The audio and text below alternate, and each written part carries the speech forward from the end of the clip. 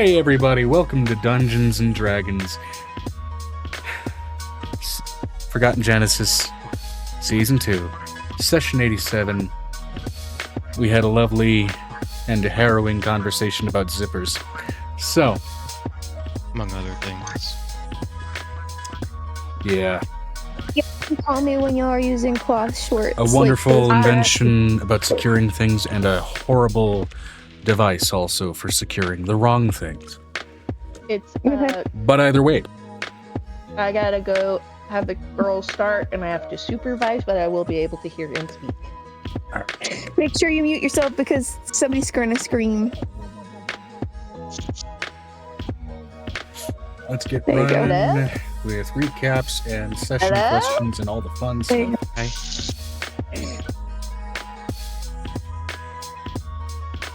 I can get those for you once I come back.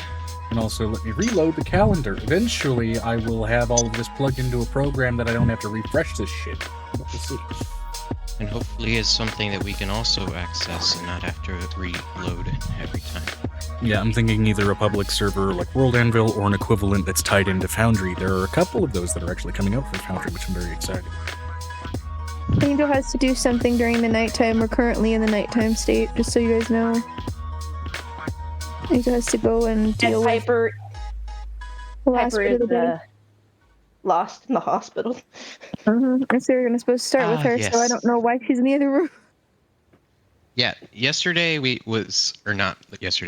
week was the weird thing with the brain stems and brains, and one guy was mostly robot.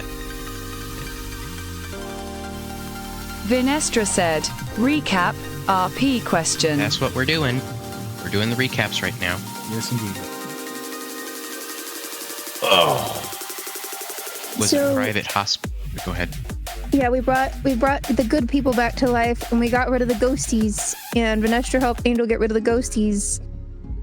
And I ended up adopting one of the kids, but I can't bring the other ones back under my care until I go work on the time jump and get the wife back.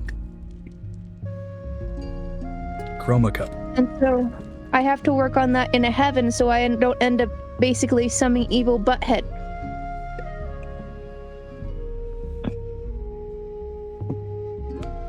Basically, I'm being supervised. I'm salvaging that robot cyborg guy's old bodies because we cloned him a new one. I'm salvaging his old body to use as parts/inspiration for Aegis. Yes, indeed. Vinestra said, Volk took them too. Yeah, he took them to the other world, so Angel will be transported there during her sleep time tonight to handle this bullshit.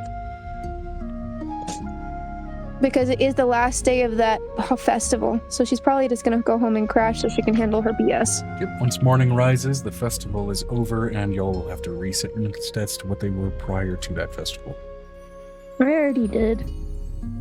Yeah, I never made any active changes to the actual sheet. Sehr gut, sehr gut. I put the plus next to it so I could know that there was an extra. Fair way to do the note. What's our roleplay question?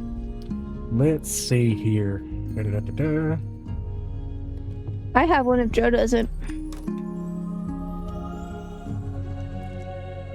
I may roll one that we've already done, which may have new answers, or I may roll one that we haven't done, in which case, also still new answers. There will also be new answers.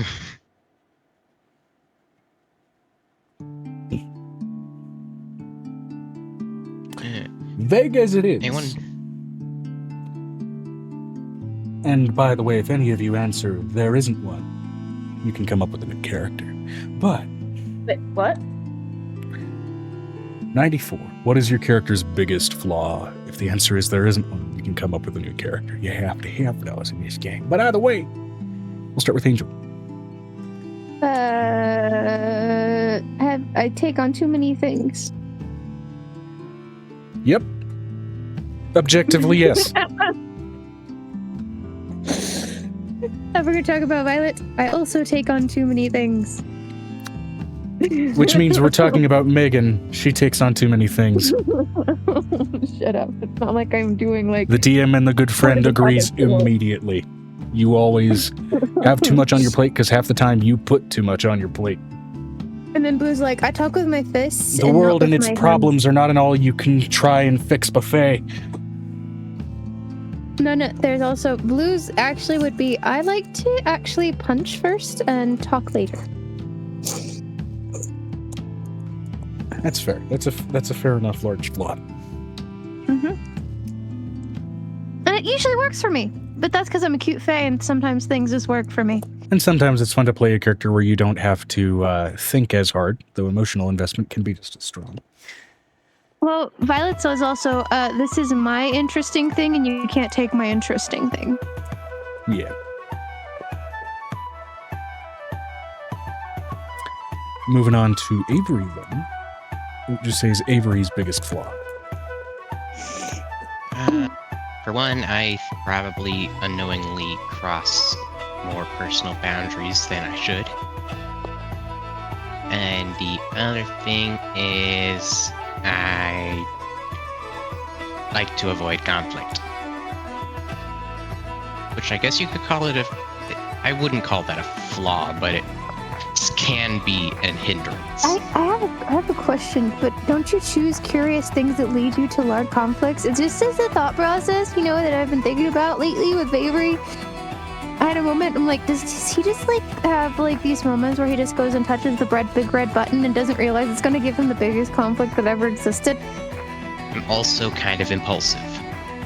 Sometimes as the player, even though the character's like, I really don't want to indulge in this conflict, the player's like, but what would happen if they weren't rubbing their two brain cells together and pressed the big red Avery button? wasn't supposed to be impulsive, but that's kind of just a side effect of his player being impulsive. Character impulse can often come about as, hey, the player wants to see what the DM had planned for this thing that the rest of you are having an instinct not to touch. Because sometimes there's real fun plans for it. For example, fighting those corpses. I think that was a very fun encounter, Joe. I appreciate it. I think it was a fun encounter if it had been us stepping on something instead of walking into it. It would have been great. Sometimes walking into it is how it happens. I hate that. Stepping on things, what the hell am I stepping on? It's a piece of popcorn.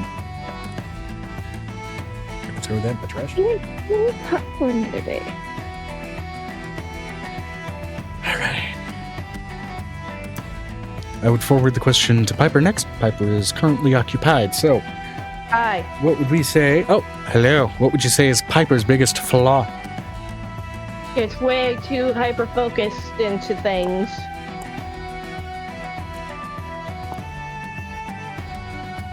And also being so hyper-focused into it, she doesn't want anybody to help her with it. Yeah. I also have that problem. Getting focused on so much on I'm the one to solve this problem that it turns into I'm the only one that's allowed to solve this problem, which never helps things go smoothly. I think that's why Amber and I are good friends. And Bruce is, what's a flaw? What's a flaw? Was a flaw. Which means as the player, what would you say is Bruce's biggest flaw? I don't know, but Bruce's would be, what's a flaw? I.e., He doesn't very have brain cells. oblivious. Yes, no brain cells to rub together to figure out what the flaw is. Yes, indeed. Has high intelligence, but has absolutely no idea how to use it. So he's Sheldon. That called No, he's high not wisdom, Sheldon. low intelligence No. is when you have a lot of knowledge but no idea what to do with it. No. Wisdom. It's just, he was never allowed to think for himself, and now he's allowed to think for himself, so he's like, what are thought? Sheldon knows how to use it, but Sheldon knows has a burgeoning narcissism that basically almost pushes every study away. True intelligence plus narcissism equals insufferable character. Mm-hmm.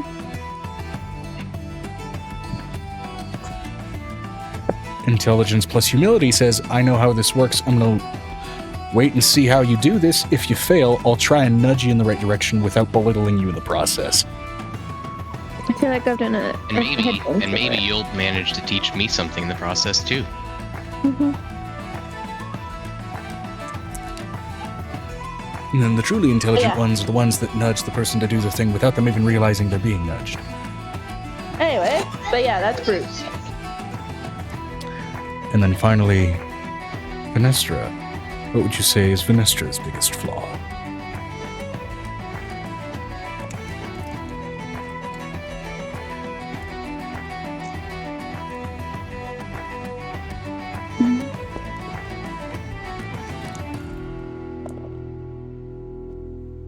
Vinestra said, her disinterest in holidays, certain connectins right now.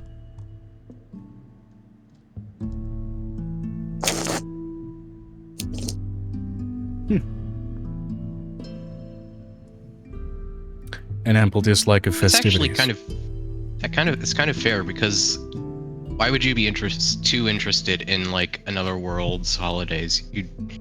You were brought up with this set of holidays. You'd rather celebrate these holidays than these strange alien holidays. Taking an interest in the holidays of another culture can provide an ample insight into why a population thinks the way they do. It's also true. That's the biggest thing for me is when you go to Italy, you basically say, when in Rome, do as the Romans do. Oh, that's why everybody's fucking over there. Okay, so. I like it there. When in Zaria.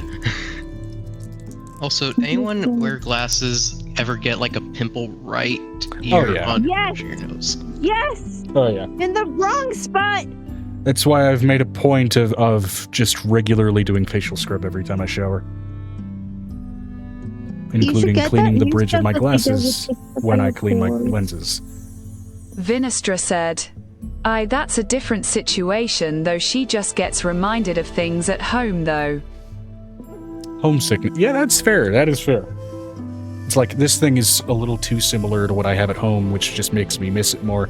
That's also a completely valid reaction as well.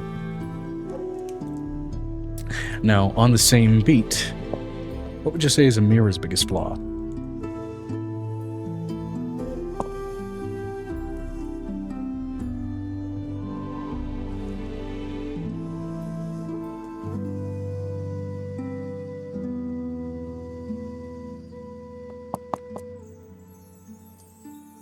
Her desire for arcane knowledge. A flaw? A lot of people would call that a strength.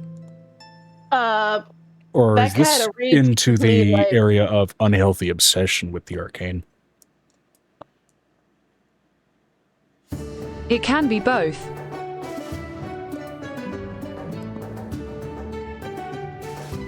That reads to me like, I will give you up. So what if it we're means saying I is get Amira more has things. a bookshelf full of secrets of the arcane akin to Megan's collection of romance novels on the bookcase above her bed. Shut up! I'm gonna pull out a romance novel and start reading it if y'all are gonna be like that. I know, I'm giving you shit. It's not actually a flaw. Honestly, I'm a little bit envious of the collection you have accrued. Romance novels are not. The fact that it remains organized, I'm envious of. I have to God. keep it organized or life gets messy, Yeah. Joe. She would have a collection on arcane spells for smutty uses. Oh, I that's literally- right. Amira runs a I'm smut not- shop. okay. Or not I a have to ask sex Amber toy shop. this. Hold on. I have to ask Amber this. Amber, are you around? Yes, I can hear. Do you want my copy that is not a pretty copy of For Whom the Bell Tolls? I don't give a shit which copy. I would love just the book. Okay, so I will give you the not pretty copy of the book. Like, it's probably Is the gonna not end up pretty getting- copy called For Whom the Balls Roll? I'll show you the difference, Joe. There's a difference when I call a pretty copy a pretty copy. It's the hard copy. Is the pretty No, copy. not only isn't the it? hard copy. It's the hard copy with the very Oh, cool the- fire. Oh, okay, that's cool. I need y'all's input. I know we're going on a little bit of a tangent here. Go for it. I need this input. So, Okay. dust covers. What do you do with them when you're reading? So I take the dust covers off and stick them inside the shelf so I can find them later and put them back on the thing when I'm finished. I just have it on. I put it on my nightstand where I keep my book, and then I just put the unattached dust cover on top of the book to keep like that makes sense. Dust off. I put mine in between the two books where it would go in the bookshelf. It doesn't matter who did it. It's currently on the first book, so it really wouldn't work. Safety hazard right now. No, just where it would sit in the bookshelf. So if it's in between two books that you already have, I would stick it there so you know where to put it when you're trying to put your book away later. Here. This comes from somebody who's had to put. They don't know where they go. So it's like, but this is like, this is what I mean by pretty copy, Joe. This baby is. Oh yeah. Oh yeah. Look at how. Look at that. Pull. It's so far away.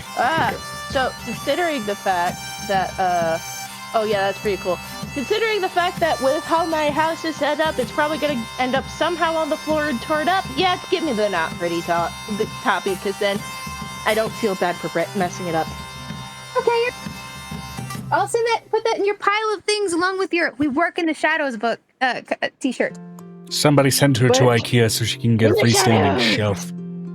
We work in the shadows. Pretty.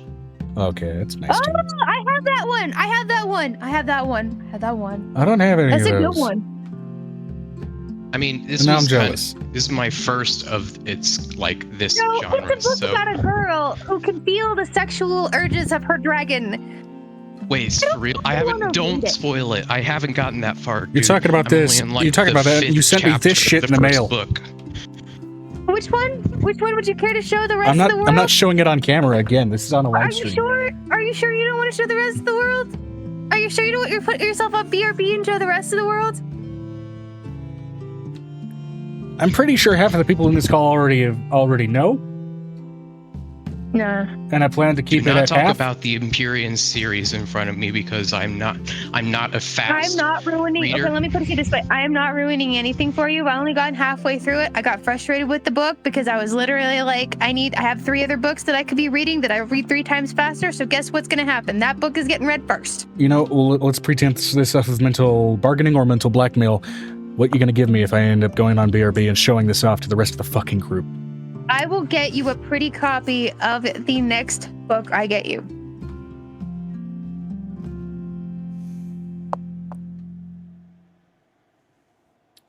The aesthetic Alright, a bit. No.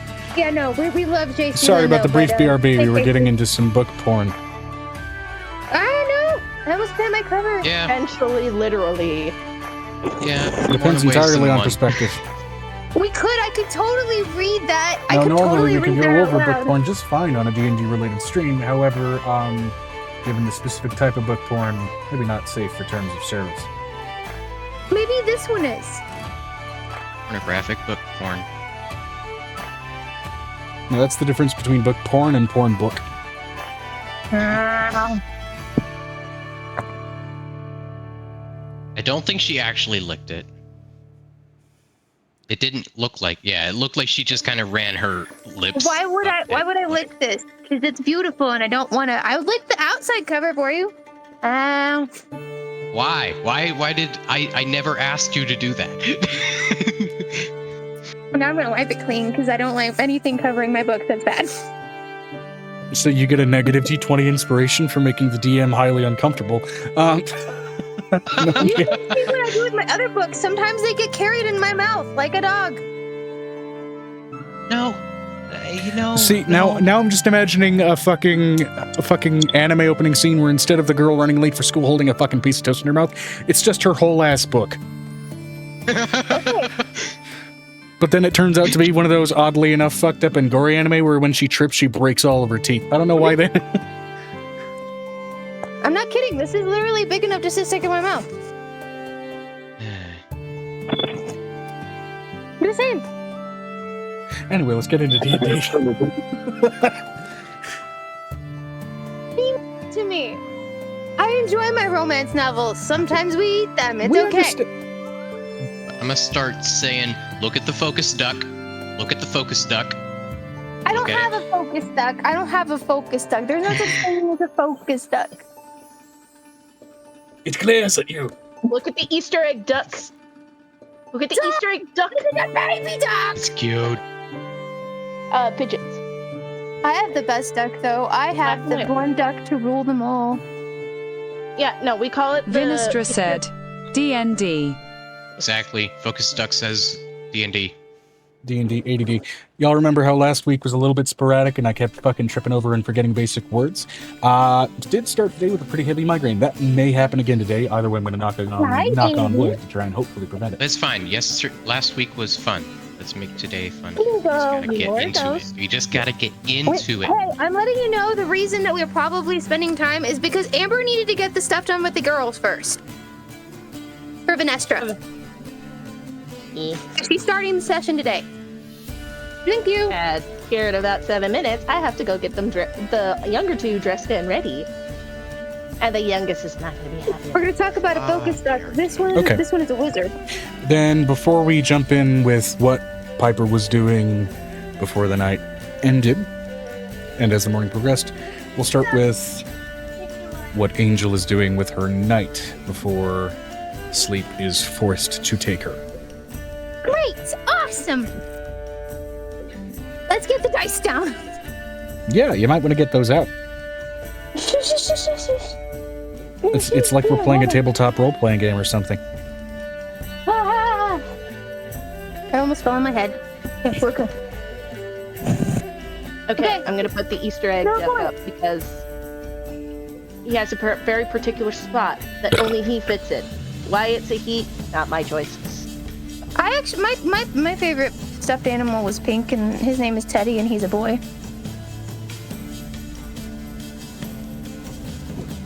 But I gave him to my favorite person, but I still have him. Let's get in. Let's go for it. This toy box. And the baby toys.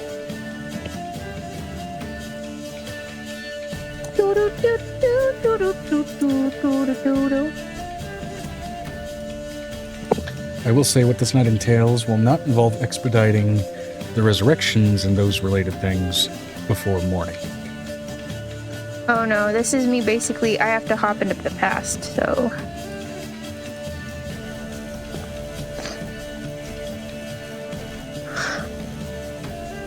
That was what I was told I was going to be doing, because we have bonuses on this day. Mm-hmm.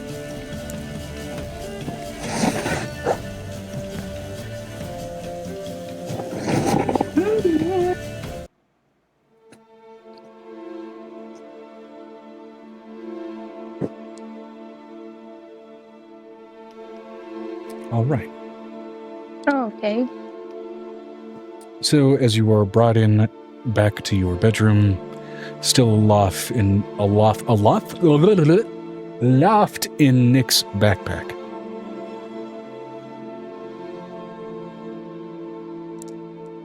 Angel, Mm-hmm. what are you going to try to do? As Nick takes off the backpack and sets it down onto the bed with you still in it. I look over at him, I crawl out of the backpack, and I look at him. I still have to go into the past, so I have to go do things. Are you sure you want to do that with those mushrooms right now? We don't have a choice. We get 7. bonus. No, we are no longer at 7. We have more mushrooms. They're at the house. Oh, wait, right, that got redone. Well, Something's a little wrong here, Megan. I'm gonna live with the fuzzy for a bit because this is getting... Uh-oh. My face Yep. is not happy Jesus is with it. missing.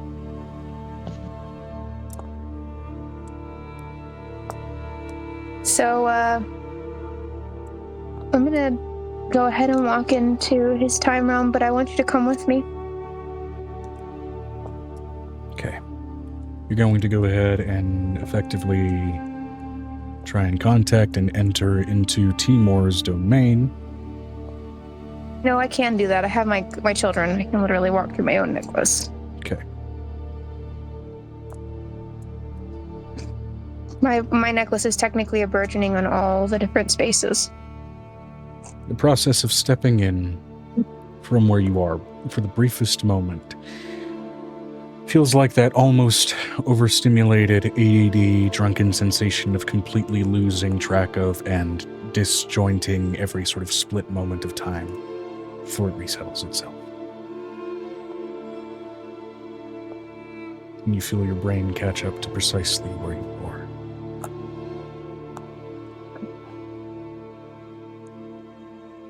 There's a soft wind here that trickles across leaves.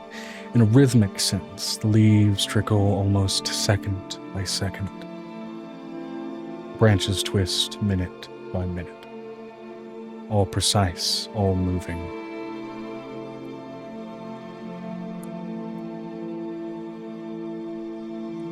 The color here is bathed in a sepia tone. She brings Chester with her. She's gonna need backup to serve her.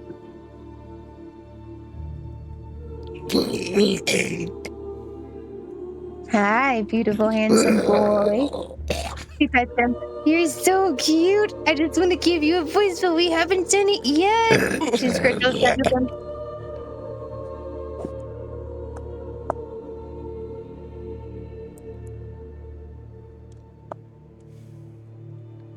I don't know that I like being here.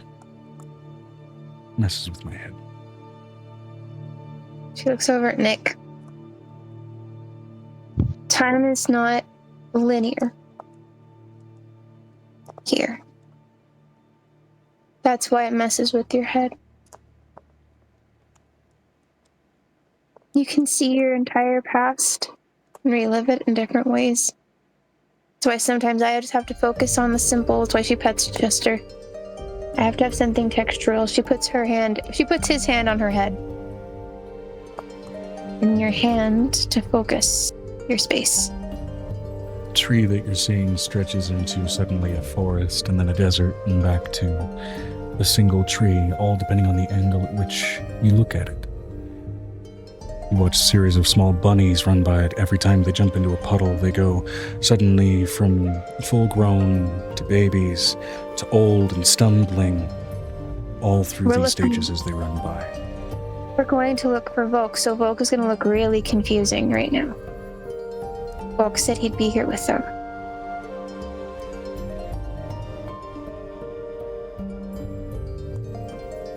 And the spaces where those two match are just kind of weird. It's kind of like a library in constant flux.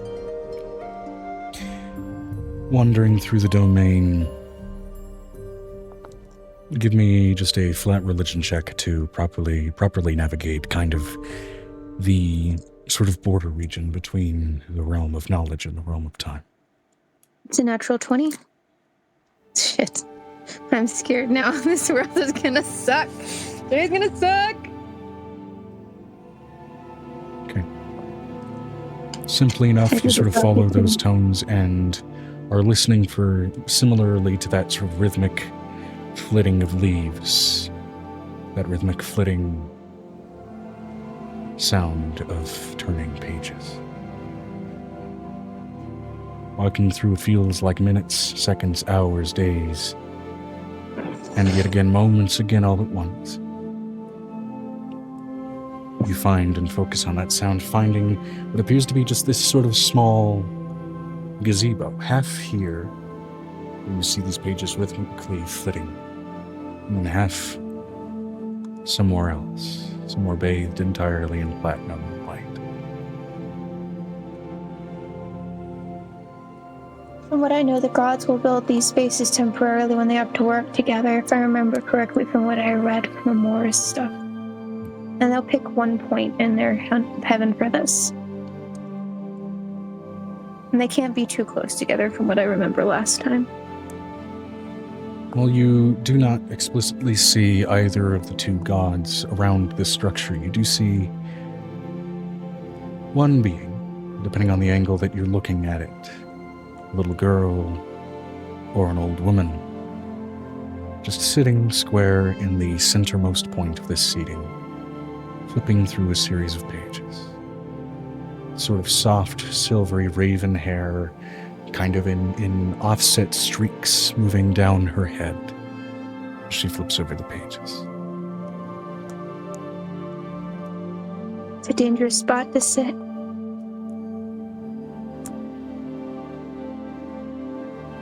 Time and knowledge work in tandem. Time and many things do.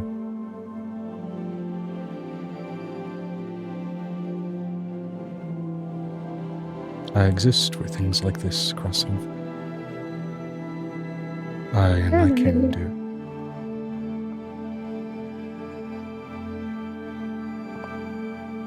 I've met this one before, Joe. This one specifically, yes and no. Its type is familiar, its specific personage, no. Are you like my kids? They're fun. And frustrating, as children are. Oh, I misheard that.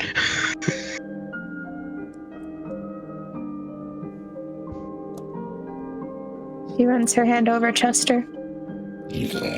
My name is Angel. What's your name? And this is Nicodemus. She was introduces Nicodemus. Welcome, Morris. Not yet. And also, long past. Yes.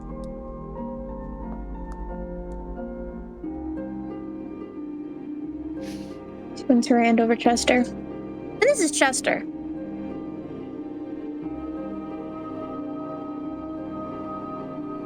I know what At one it point, is. we'll give him a voice. Maybe. I am Akahsa. What a beautiful name. She turns her head, and you see, buried within her eyes, there is no iris, no pupils, no whites, just a pair of different nebulae stretching out into infinity in their depths behind those lids.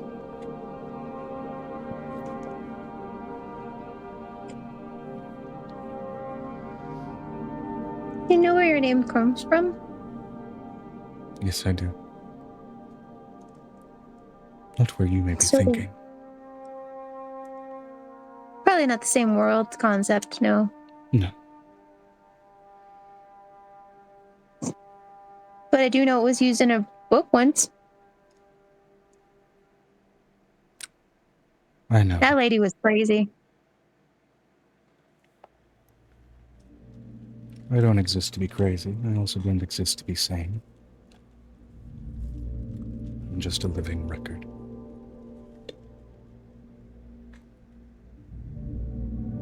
Do they know that you're here? They are why I'm here.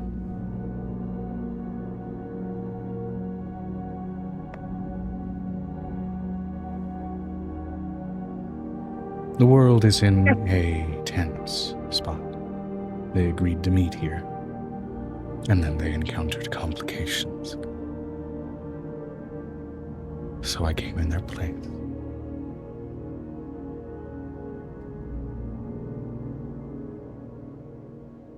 Complications? They told me to meet them here. Yes, they did, for which they will extend their apologies. And the next night you were able to dream. My next night is already taken up by a different person. Sometimes That's where the problem appointments is. can be moved. No, they can't.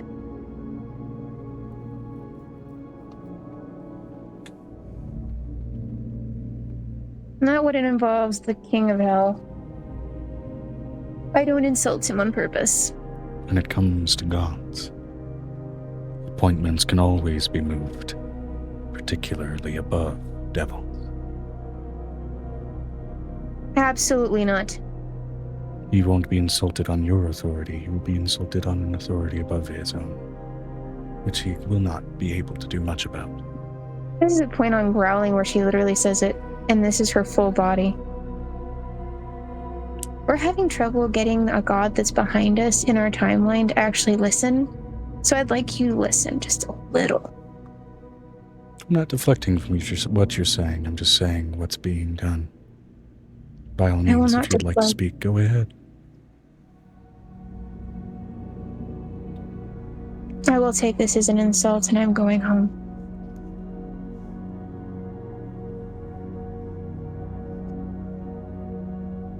I do what they tell me and they don't show up. I'm not here for this. A small series of flowers grow almost into a bush to block your way. It was not their intention not to meet here. The cosmos is moving even beyond them, so they have to move to meet it. There is rage in her eyes. Burgeoning on the dead god is laying in sleep. There's more at stake than just them. I know. And I've been given permission to do what they were to come here to do. So If you're what do you from need help Requiem, with? you're from Requiem, that's the reason they summoned you. If it's not, then it's not. I'm of Yeah, Earth and it's I'm of coming. other things. So what do you need help with? I have to go back in a man's timeline and bring Which his one? wife back. He had a daughter among the rescued that I just rescued. It's been a long day. I just got the little boy settled before we came in and lay Good. down. What is his name? Joe, you're gonna have to remember that part because that's a thing you're gonna have to have up. He's asking in reference to the father, whose name is Reese. That's I'm letting her name is yeah. I would like a history check if that's okay. I'd say it's recent enough that you don't need it, hence my stating the name. 19, which is his name is Reese Raider. Reese Rayner. Yeah. He won't live without his wife, and I don't think I have a choice to bring her back to a time where she doesn't understand what's going on. Well, I can do some things that even gods can't. I can't. So for hurt. this, you won't need to use your mushrooms. Oh, well, we've been growing more, but it's just pain to do them because they take a long time. And it's a weird flux point. Every one of those that is used can cause damage to time. Do this through Does me. it? You won't risk that damage. Well, that's good. Whoop, where did Brick go? He probably had to reset his freaking. Discord has updates and shit. It's fine.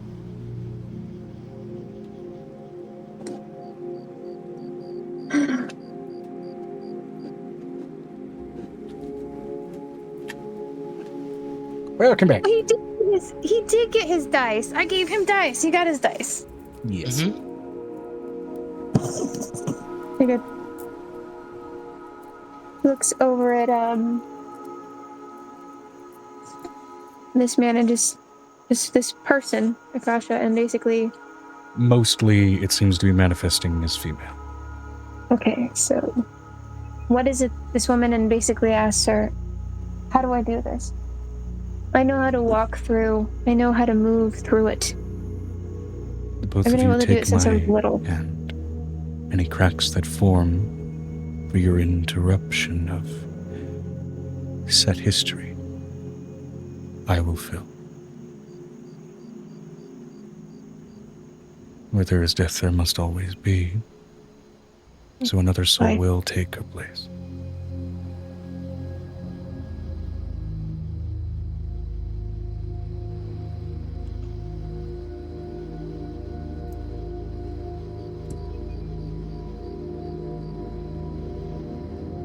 I have a request for the life to be taken.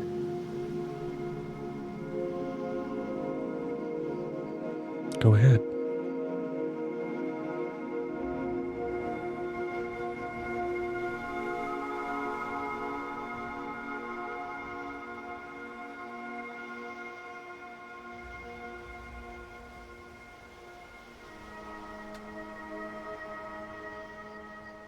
There was a changeling that was transported not long ago in that time period that was met along the road.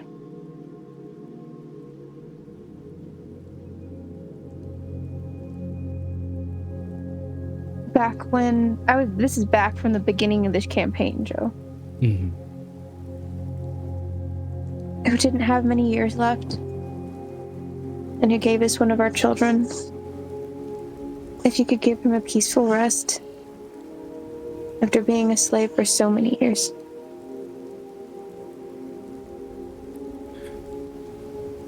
I'll pass the thought along to all the six. Exist as a record, and the soul that replaces the one you are saving will have to be from the time you are visiting. And so I am going there. Blue said one of her family members needed to pass. So I would ask Blue which one she needed to pass. There's a fae that got stuck there that ended up with half of its body going through a portal. She said it lived alive too long. Roll me a wisdom saving throw for Blue real quick. As this lady snaps her fingers and suddenly, Blue, you feel yourself getting ripped from the physical point in time space that you're currently inhabiting. 18. Is that good enough? Yeah. As Blue goes from standing guard and waiting for Piper to suddenly hear in this divine borderland. Ugh. That is a weird taste. It's like stale air. Tastes different to everyone. Now, Ugh. who do you need And to die? bad books. My sister, she was a black lily. And she was born on the border when time broke during this time period. And she was split in half, and half of her body ended up living way too long on this side. And she's still alive. So if you could do me a favor and kill her on that side so the one on this side can die, that would help a lot for me. I can do it. As an archfey, not being able to feel your other part of your magic and actually fuel yourself and just live there in agony for thousands of years kind of sucks. Same could be said of any grievous injury. That I can do. Thank you. Now go back to your guard duty. Snaps her fingers Thank again. you. Go ahead and roll me another wisdom save for Blue. You hear the sneeze, like a loud sneeze. It's a 19 this time, an 18. Cool. Blue is not accidentally displaced in time. That only would have occurred on a natural like one. Books. And I'm like, you know, here she lands back. It smells like old books.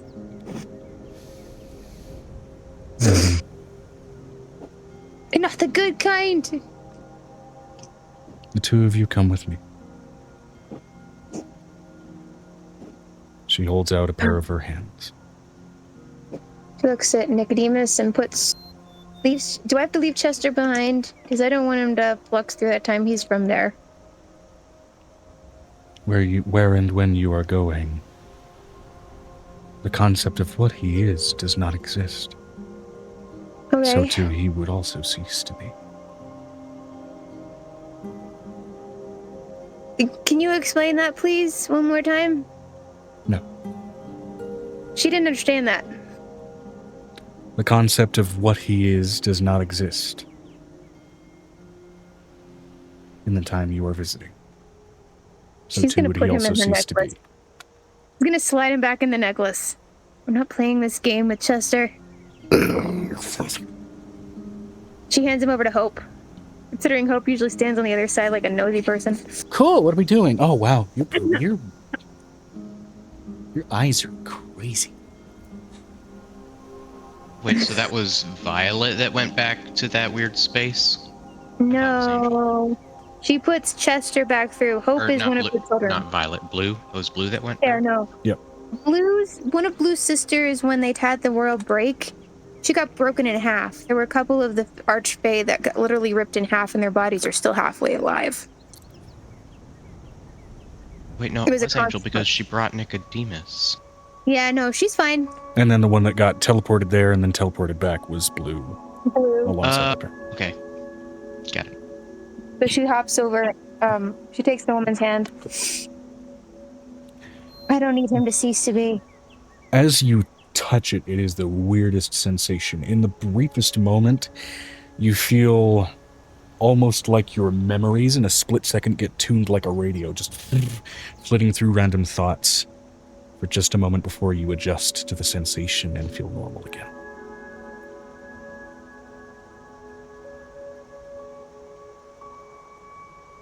Let's go.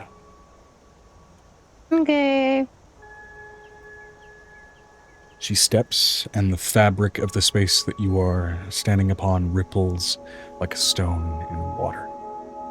And in that moment, once again, your memories flit rapidly like a tuning radio backwards, all the way back down to you're a child, you're younger than that, you're about to be born, and then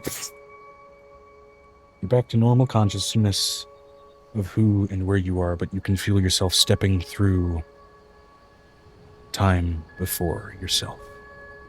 Farther back, before conscious memory of self. I have a question. Does this necessarily break? Do I need to roll for a Mora right now? You do not.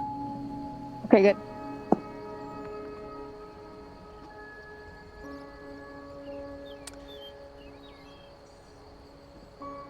And you understand fundamentally, just based off of the vibrations that you are slowly evolving into holding. What you are holding the hands of is not celestial. It is something else entirely. It's another worldly being. We're kind of used to him. Yep. As you continue to step initially through a black void, you begin to make out formations, details in the shadow, and you realize why it's black for a moment. As you realize you're staring upon Zaria while it was still in limbo. And then it gets pulled back further to a point where you're seeing it in shattered pieces, roiling magma and broken fire, broken and blasted and blistered energies all around you in chaos. You can feel the dying and rising and splitting and tearing of lives and land and existence before further back still, all of these broken, destroyed pieces form into a glow, a light at night, all across every mile of its land. Things that fly through its atmosphere in skies that you've only read about, where you would imagine to see birds and dragons. You see things made of metal that by definition of their weight shouldn't be able to take flight except for the enormously loud engines that carry them aloft, and further back still, now slowly in its progression from whole centuries and millennia down to mere decades, then years, months, weeks, days. She's holding Nick's hand and is excitedly looking up at the plains. You step through and are walking through some rural landscape. There are carved roads of dirt and earth. There's farmland all around. There are wires attached to poles that carry through them a hum of electricity, not with the energy of magic, but something purely artificial. Look. She like power lines.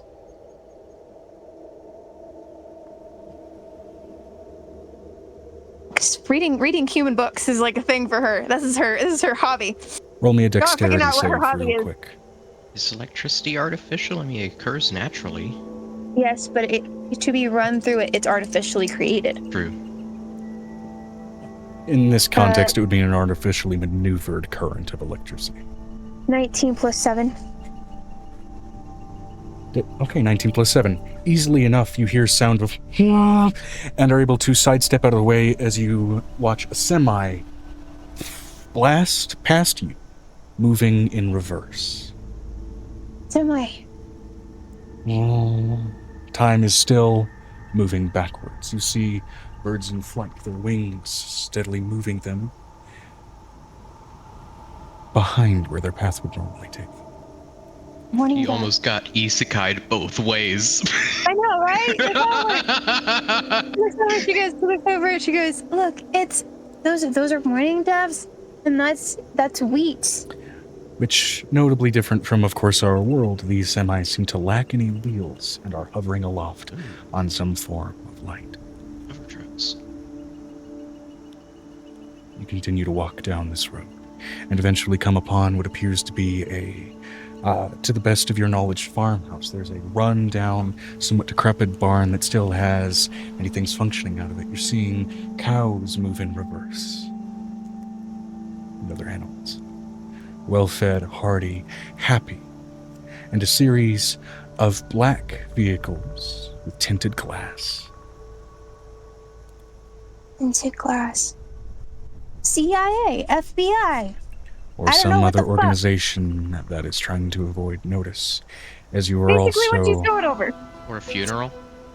No, CIA. Basically, we were told that they were taken by this company, so that's what she's assuming. You see no iconography, no logo work of any kind. It is all entirely neutral, and from what you've read of vehicles like this, there's no license plate of note present on any of them either. That's not good. And you are watching now, slowly moving in reverse, as you hear, in a weird cracking of the sound barrier, the reversal of a slammed door. And someone wearing full black Kevlar mask and helmet over their face, moving backwards with a firearm in hand, another moving backwards with and another still, and you are all led past them as they move by. They fail entirely to acknowledge or even notice your presence. Time. And then finally you wander your way into a kitchen, which, for all of the advancements and modernizations and hyper-modernizations of even mundane things that you've seen on your way in, even through the electrical and the updates, even throughout the house, where some windows seem to have these almost holographic screens painted over them in lieu of where you've read TVs existed. This kitchen looks like it was pulled straight out of the mid-50s. Just well-kept, well held together. And you are watching, suddenly, a woman's head reconstruct itself. The fiery flare of a gun pull back into its barrel, and a bullet pull away from the head and re-enter the weapon. And then time and all of its motions stop. As you see this small woman, maybe 5'4", beautiful, dark auburn hair, amazing brown eyes, no makeup, as it seems she was caught in the early morning, and what it seems to be left of a sort of heavy, again, it seems well kept from the era even of the kitchen nightgown. Looking up with fear and confusion at the masked individual before her.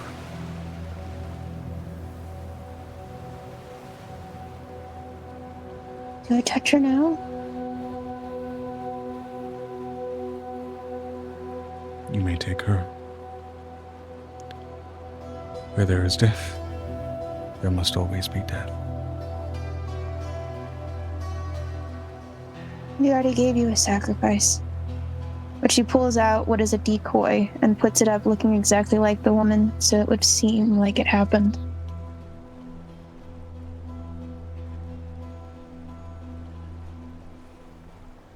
I already have plans. Okay. I just know that She directs your eyes down to what appears to be this almost clay or putty-like cube of material wrapped in wiring set at the base of the trim of the wall in various positions, with what appears to be a timer set aloft on each of them. And she curls her fingers into the air, and the timers go from 600 down to 3.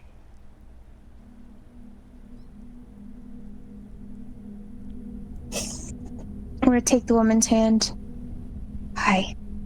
You take her hand, and then you hear this almost like the reversal of a playing of a cello, as then time rattles into and settles into her in the same motion that you're moving through it. She looks up with confusion, horror, and bewilderment at the display before her. Am I already dead? No. You would have been. An archfey took your place.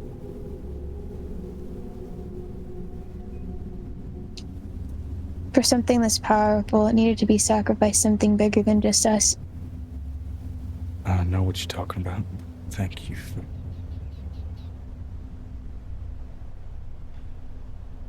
She looks over at the helmeted figure whom she was on her knees before, in a brief horrified moment, keeping me away from... Oh. Hold on. Well. And sorry. I'm back. Welcome back.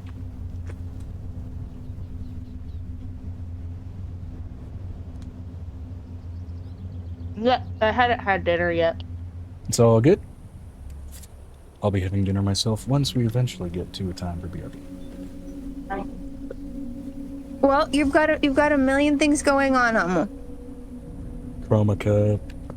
Yeah. And I'm gonna let you know, I understand that. Amber and them are doing the same thing.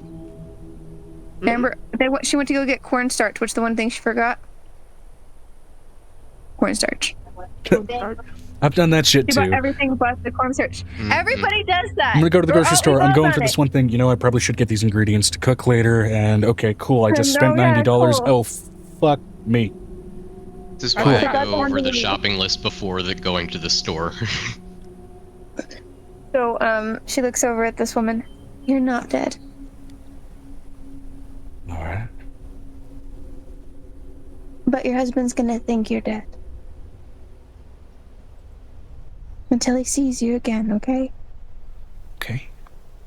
All right. Right now, I'm gonna take you to a time where there is magic. She pulls up her hand, showing the little bit of pink magic she can show her.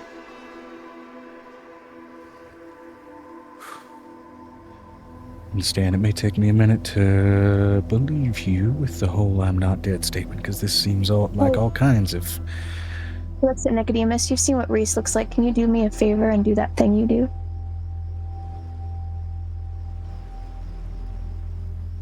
You mean change my shape?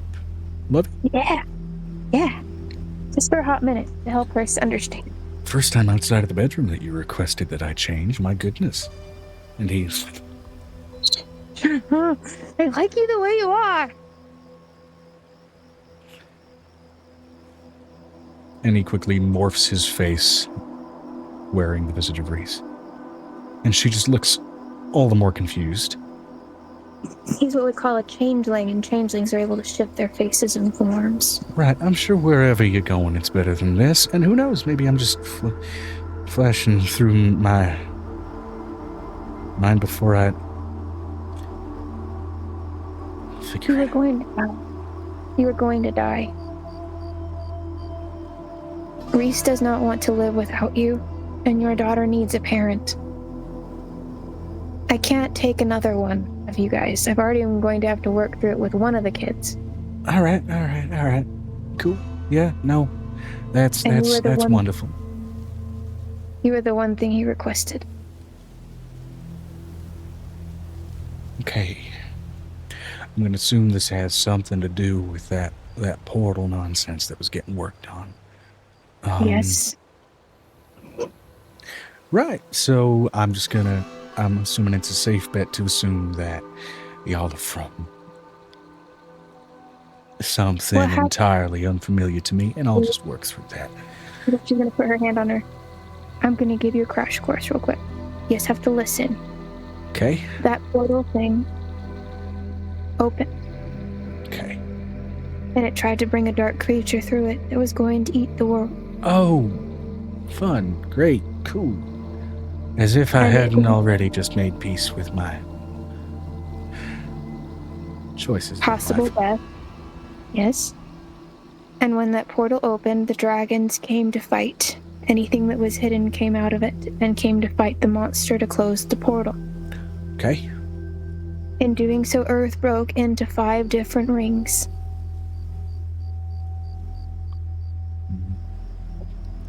Sure. Yeah. Think about it like a time flux between places now created 5 different worlds. My husband was the scientist. And I'm Thinking about it like... mighty fine cook, if I do say so myself. I've sold let's like think about it. 30 different cookbooks. Let's talk about this in I'm baking exaggerating. It terms. was 13, but still. She puts her hand up. Think about it like this. One sourdough starter made 5 different sourdough loaves. It's kind of how sourdough starter works, but yeah, okay. Each one of them tastes different. Each one of them has different flavors and different things going on in it. The one I'm taking to you is the one that has the most of this world kind of shoved into it. Okay. It's like the opposite end, so this is the beginning of the bread, or like the alpha and the omega. This is the alpha, and then the other end is the omega kind of situation. Okay. Just not the ending as itself. It's kind of like the best bud of the bread you could ever have. Right, okay.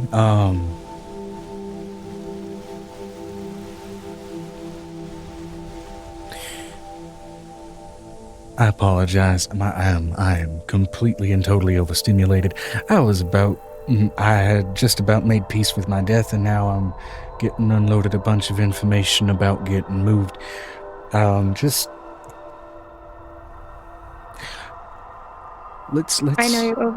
I know you're overstimulated. The only reason I'm trying to give you this information beforehand is because your husband wouldn't allow us to give you the information. And not just you, he wouldn't allow us to give him the information. He literally had to watch it happen live in order for him to break apart, and it basically caused him to go almost crazy on us. Okay, So I'm speaking about this in terms that you can understand it as quickly as possible so we can move forward. Right, okay, And your daughter is fine. Do you have a son? Is there anyone else I have to worry about? Nope. No, nobody else. Not for lack of trying, but nobody else. I might be able to help with that. Let's just move on to whatever's next before we... One step at a time. That's what she's saying, 1 step at a time. That's what she says when she's doing that. Oh dear. All right. Do you remember when in your old history books we used to read about like fantasy stuff about taverns and that kind of a thing in the medieval ages and that kind of a thing? Yeah. We're headed to a time period where it's similar to that. So baking and all the things that you do are perfectly valid as a job position. Given that back in that time, very few people knew about flavor, yeah. All right. Okay. And you're going to be... I kind of have a position open for you to work in a bakery that I have at my home. Do I need to bring my purse, my credit cards, anything like that, or is it a whole different kind of... A different currency, different time period, different makeup, that whole kind of jam. Okay, you can modernize what you'd like to. Yeah. One thing at a time, I guess. No guns is the rule.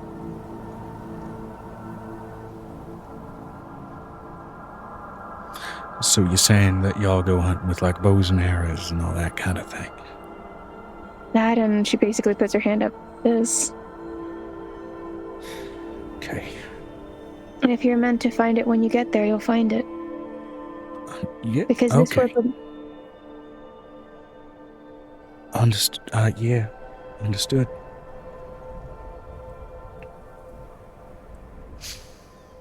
Okay. You want me to make it a little easier for you? My brain's already running like 1,000,000 miles a minute, so She just pulls gonna out a make that. cookie.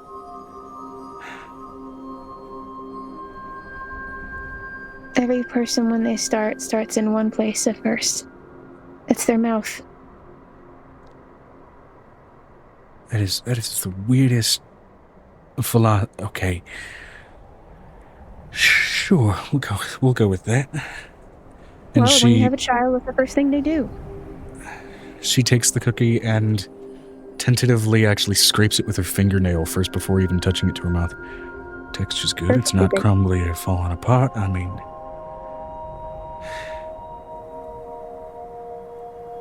It's powdered sugar, cinnamon, and 3 or 4 other things.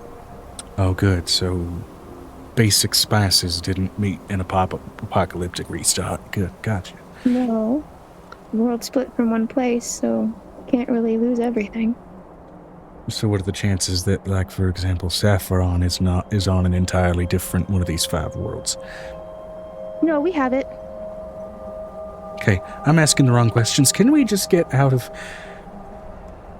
Let me get you home and then you can ask me some questions. I mean, I'm leaving my home, but yeah. Let me get you to a safer home. This one's about to break. Okay. Let's go. Think of it. Oh, she looks at her and goes, think of it like there's like a book back in sci-fi where it's like 1984 where everything kind of goes forward and things split at the same time. Akahsa just speaks up. I think you're trying to brace her a little too heavily. Let's just get moving. Okay. And she looks over her neck and she's like, I'm sorry. You know, I was just waiting. We were about to go to bed, and, you know, it's just... Just don't go to bed with that face and we'll be fine. It'll be buried somewhere else. You won't have to see it. Good.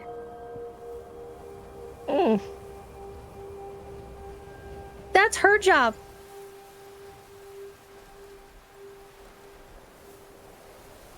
With that. That was With Nick that speaking face, to you. I know, but not with that face or not. Not with that face or not. Like I said. Oh, right. Yeah, nope. Oh, you meant that. Yeah, sorry. Didn't realize I was still... No. Snaps his fingers and goes back to She normal. looks over and is like, oh my god. What? Takes her hand. Come on, let's go. As you both start to step away from the building, time then starts to rapidly progress, finally in a linear fashion. Those movements toward the inside of the house start moving, and you watch the counter tick down from 3, 2. And then rapidly speed up as you feel a massive wave of heat behind you and a breaking and blistering of the sound barrier. Go ahead and roll me a con save real quick. Ooh.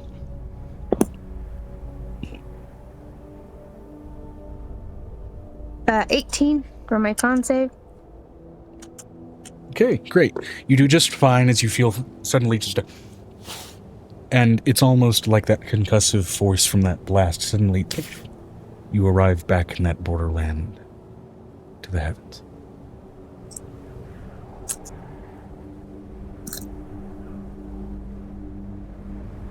I know that they're fighting those things.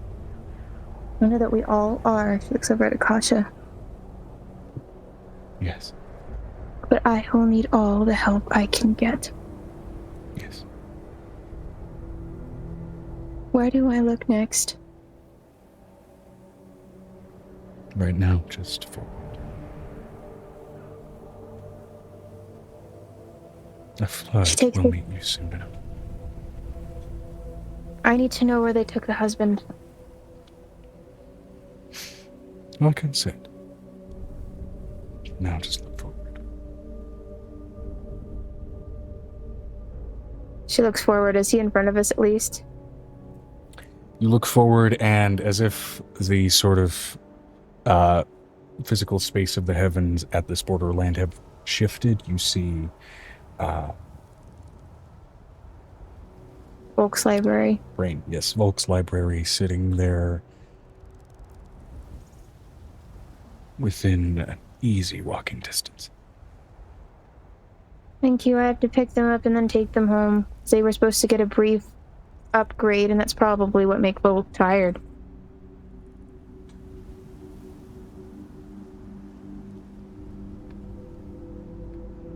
She takes her, this woman, to the library. You're gonna follow me, okay? All right.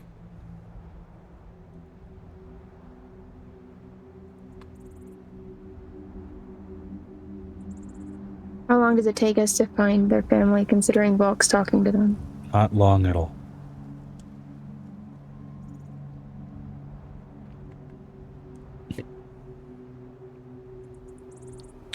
You see in that library, that sort of similar sort of wire data drive that the husband was using to sort of update his mind from the cameras.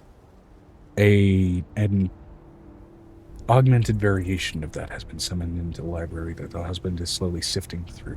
You can feel it pulsing with divine energy as it kind of moves from those wires directly into his brain. She's gonna wait till he has a moment, until he's done going through it.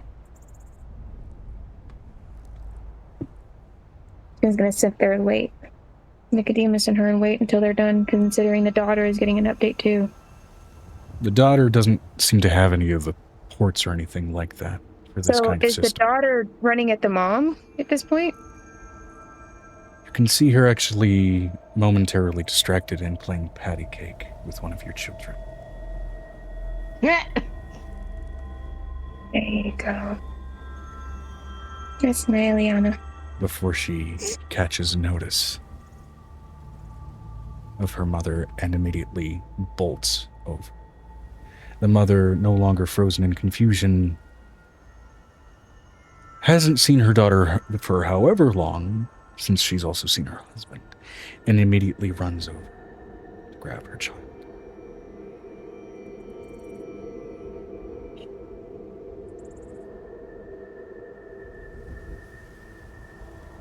All of their joyous celebration, it's loud and it's boisterous, but something about this place seems to contain those sounds between strictly those two beings alone.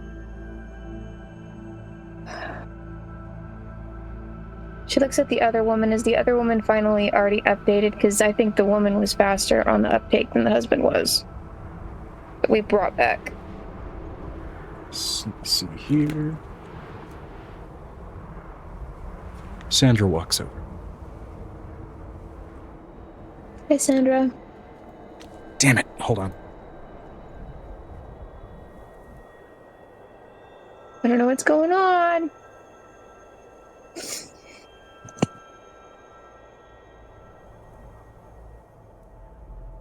I'm falling and I can't get up. Oh wait, I have to go give these cookies now. I'm on box.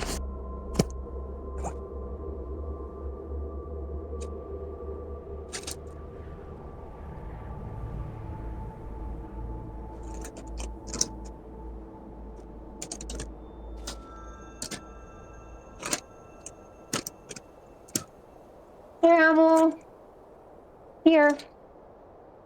Vinestra said, I'm a bit lost. What are we doing in the story? We're in the middle of trying to get those two back to the house. There's one for you, and one for Babos. Here you go, Babos. Everything okay? Yep. Okay, I'm ready. All right. Yeah, so got all nice and updated and... Oh, wrong voice. Got all nice and updated and, filled in on what's happened. Did they put you out on the danger as well? Yeah, I had to make some adjustments. I had a neural extension chip implanted that without the satellite that it was originally linked to, I had to make some adjustments to apparently a satellite that is now sentient And I'm just trying to adjust with that. Yeah, that's my child. Yeah. Kind of needed it because my whole job was rather intensive as far as research, and the human brain can only contain so much information, so I paid a lot to Testing. break that limit. And I've learned a lot of things. Yeah, the reason we don't use guns anymore. At least here. No, we don't use them pretty much in any of the other worlds except for 3. Yeah. So, we are trying to keep them from becoming a thing here, because that is what started the breakdown for your world. The we seems to be largely the faction that you are presiding over, from what I've gathered. No, we kind of halted that entirely for another 200 to 300 years from what we've been told in every way possible. Advancement tends to be kind of a spiteful thing. It eventually happens at some point anyway. But It will. But there will be better things before that, so... I mean, better arguably there already are. There's a bunch of magic and no Geneva Convention. So we have rules and regulations, but within our factions. Within factions rather than a mass agreed upon set of rules. But I never There's going to be a war. You're not... I understand You've that. not been made aware of that. I understand that. As far as the magic thing, that's been incredibly fascinating. Remarkably fascinating, as a matter of fact. Did you end up with something? Well, nothing inherent, as I've learned that there's a number of ways that people can do that, usually involving proximity to some rather interesting things. In my case, I was able to, and this ought to make a number of wizards quite jealous, get a several decade-long arcane education in a few minutes due to my lovely little implant. It's good to know that you have a place to stay. I think I'm a little more keen on protecting the place I eventually choose to stay. I know that. But the castle that they... I didn't choose a pacifistic discipline in the arcane arts. The time that I've lost has made me a little angry, and I need to put that somewhere. Would you mind working with me? I'm going to need someone a little angry. Of course.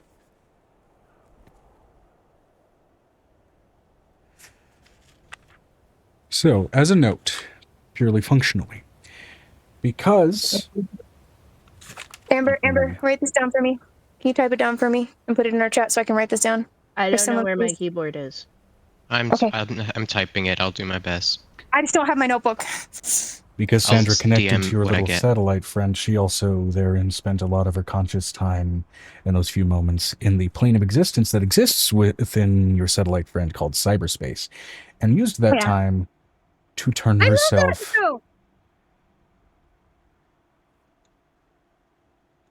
into a level 20 war mage.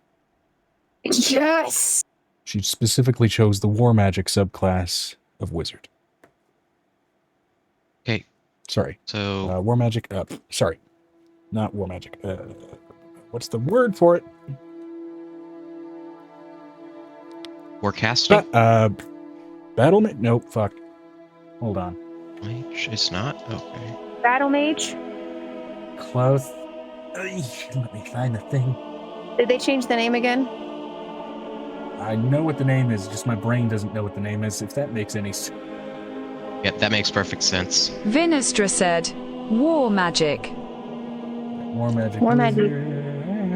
Scrolling back down to the 2014 rules. Because fuck the 2024. Well, It's they're war not, magic not wizard. I believe, yes. bad. I'm trying to read it's some just of them straight now. up war magic. Yeah. War magic. So because Sandra was connected to or whatever her name is, Yes. she spent time in cyberspace and used that time to turn herself into a level 20 war magic. Yeah, wizard. she picked up on, there's this thing there you can just straight up learn magic when you don't inherently have it. Cool. I'm gonna do that because right now I don't have access to other technologies, so I might as well try and figure out how to bend reality and make it my bitch. I'm angry, so I'm also gonna use that in a purely hostile context. I'm okay with that. And she looks at this woman, she goes, you and Kismet are going to get along splendidly. I'm sure. Now, my little white coat, I don't think fits the aesthetic that I've just heavily studied. So, from what I understand, you have a tailor?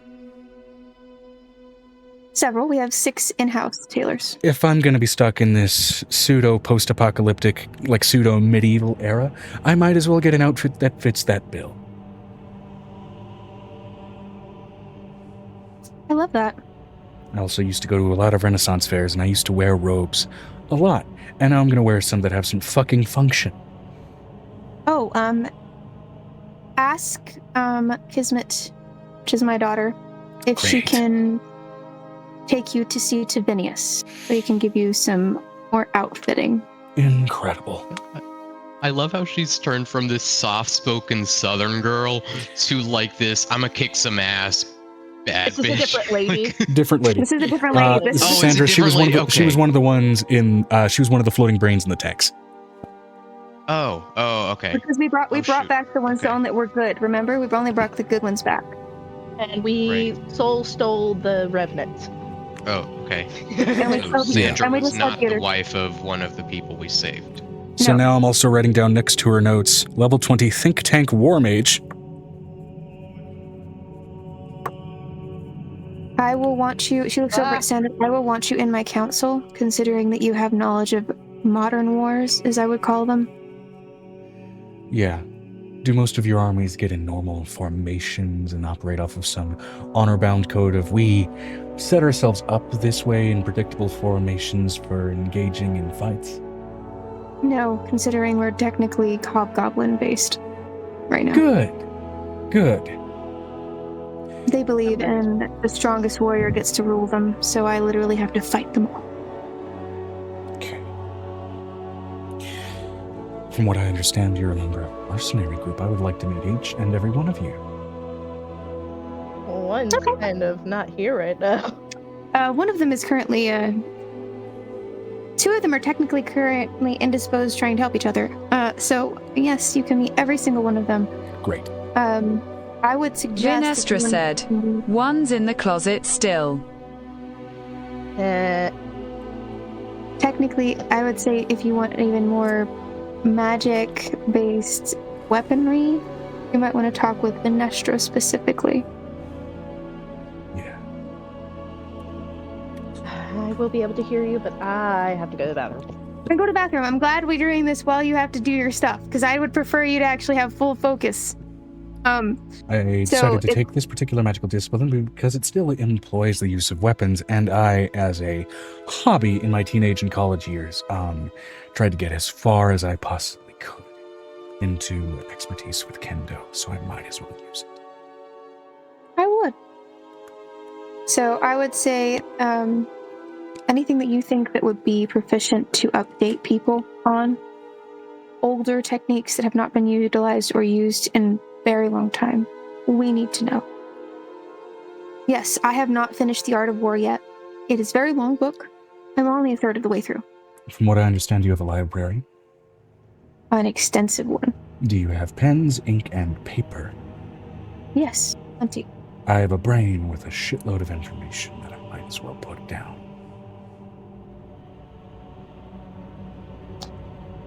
Anything on mind flayers? Don't know anything about that beyond what I learned in cyberspace, and I don't know if that's fully accurate. So I'm going to put down what I know from my time. That might be of use.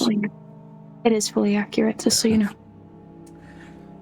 That department specifically, I think more of you people might know more about than me. She hands her a book on the Velix army that she hasn't been able to decode yet. We'll see what I can figure out. I think she's smart enough to figure that out. I don't want to work on it. In the meantime, well, the cloned body that you gave me was kind of missing a few of the other implants that I had. I was able to keep some of the ones that were attached to my brain. I'm going to have to just kind of remake them. There were a lot of intramuscular and bone replacements that allowed me to move a little more quickly than normal people. It's really great for writing and recording things. Why don't you do me a favor and talk with Ben? And with Ben Kako and ask. I will charge Kismet with kind of leading you around. I suppose I'll have to look into magical alternatives to these things, to a certain extent. But that's fine. We have a tattoo person in-house or within the city that we live in, that can give you a bonus based on what you decide to put on your body. Mm-hmm. She says that she pulls her shoulder, at least part of her shoulder, to show this large golden tattoo. Yeah. It's one other thing that I'm kind of not liking about this clone body. I had a really, really big David Tennant tattoo on my back. And this has bare skin. Oh, I have. She pulls out a book of Doctor Who. She pulls out a David Tennant book. You could get that remade. This might speak to some personality problems. I was specifically Purple Man David Tennant. Anyway. She basically pulls out whatever this woman asks because she has a bunch of Doctor Who collectibles because it's her favorite. Yeah, Purple Man David Tennant was David Tennant playing a Marvel character who was, not a good guy. No. He's okay with this. A morally gray... There was nothing gray about that character. Okay, let me put it to you this way. Morally gray dating moments, not a bad thing. A lot of this might be some now, apparently centuries past, remaining bad relationship rage. So, I'm going to take it out on the world, I guess. Why don't you just take it out on the Mind Flayers that are basically trying to bring up the Velix army again? Yeah, sure, we'll do that. Thanks, considering they're basically taking children and trying to turn them into mini warriors. Oh, actually, hold on. I just realized I can do a thing, and you know what? As far as getting a god's approval on it, I could probably do it now. She's gonna go ahead and cast Wish. To just basically get all of her implants back. Okay. And because this is beyond the normal uses of that magic, she's got to roll a percentile to see if she can even cast it again past this.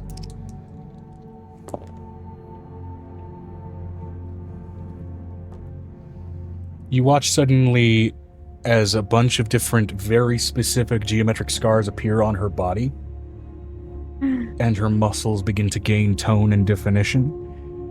And she, for a moment, really heavily bleeds as suddenly her cloned body is now implanted with all of these things.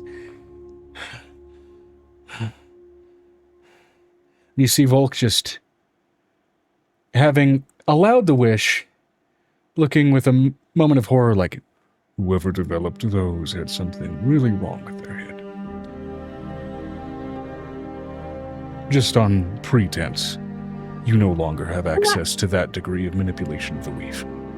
Yeah, no, you don't need to have that kind of manipulation to the weave. It's fine, because now I can cut open those areas without dealing with pain signals, and I can add runes onto all of it and make it better. We're gonna make this woman a wizard's tower. I already have a spell for that. I know, but I have a castle, and you're gonna have to be attached to it if you want to move with us. It's fine. The spell I can cast moves wherever I want it to. I don't need you.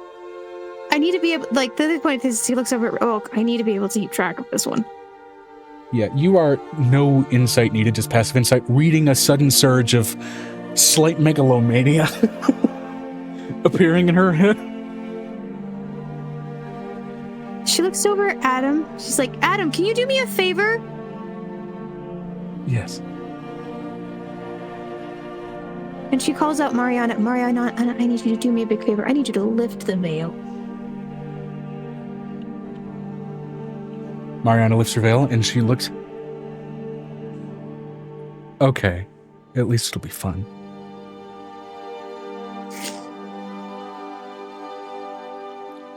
Why do I feel like she's gonna end up with one of my kids? Real quick, I'm gonna, just because of the sudden surge of massive amounts of power, I'm gonna roll to see if her alignment shifted down at all. I'm actually gonna do something, and I'm She's in going to heaven, trust- so it is with advantage that she can roll against this, basically. Okay, yeah, 91. No, she's gone from soft, kind, and helpful to now righteously powerful. She's now able to weaponize some of her more positive morals, if we're putting it that way. I have a question. With her touching Angel's hand, while she was doing that, did she get a view of what happened with Amora earlier? Yeah. Oh, The existence bullshit. of tangible additional gods in this world is... It's fascinating. With that also, confirmation, surprisingly, it kind of flies in the face of my previous atheism of a tangible, actual, capital G God is incredible. So I'm going to have to reevaluate some things. Oh yeah, he does exist. Yeah, no, I can see that.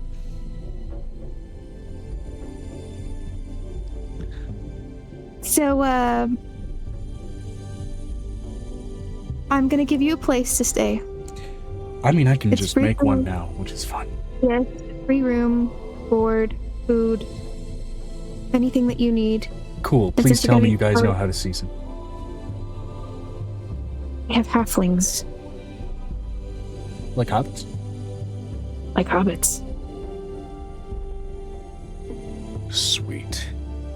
And they are probably the most, please do not insult their cooking. They are very deadly about their cooking and will kill you. No, I wouldn't.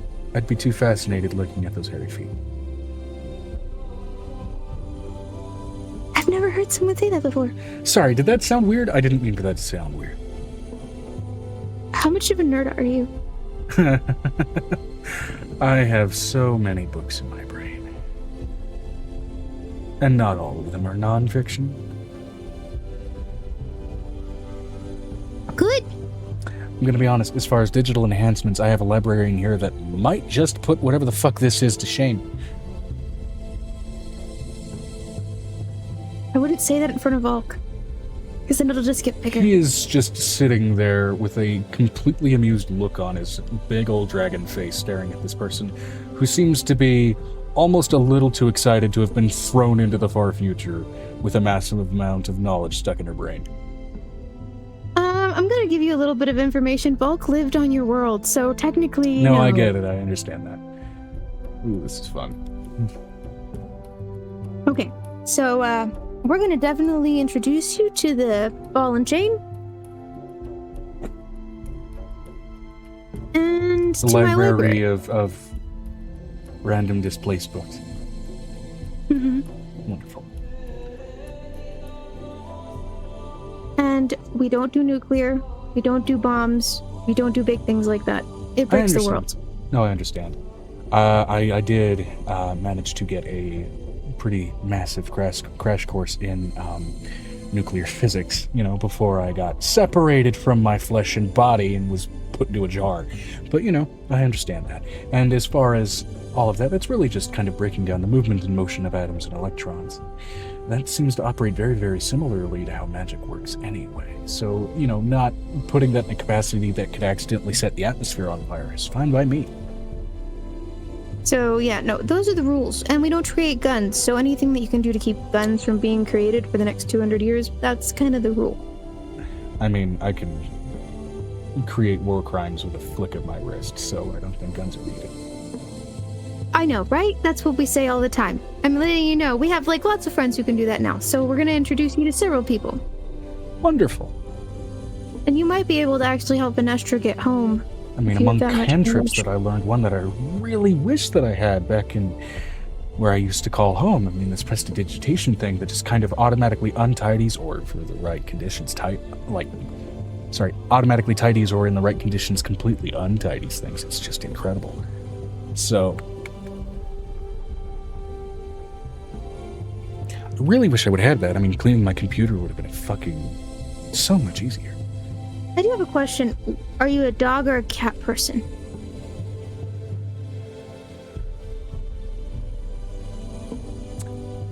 I'm a bird person. You and Piper are gonna get along well. I had this pet crow that I taught to basically recite whole conversations. I'm letting you know. Or scare my neighbors by screaming bloody murder. So she pulls out a tiny egg out of her pocket. So this might be yours because I don't know what it's gonna be, and it was fertilized, and I don't know what it's gonna turn into. Cool. I just get casually handed a fertilized egg. Considering it came from the raven that my son has, and it's white, I am excited to see what happens. A raven. They're not as social as crows, but they have a loyalty streak that's very interesting. So yes, I'll work but with it was between some type of other and magic bird and the crow. So I don't know. Magic might bird, be a fantastic. phoenix. You're going to grow to be. I think I need a familiar at some point. So let's do that.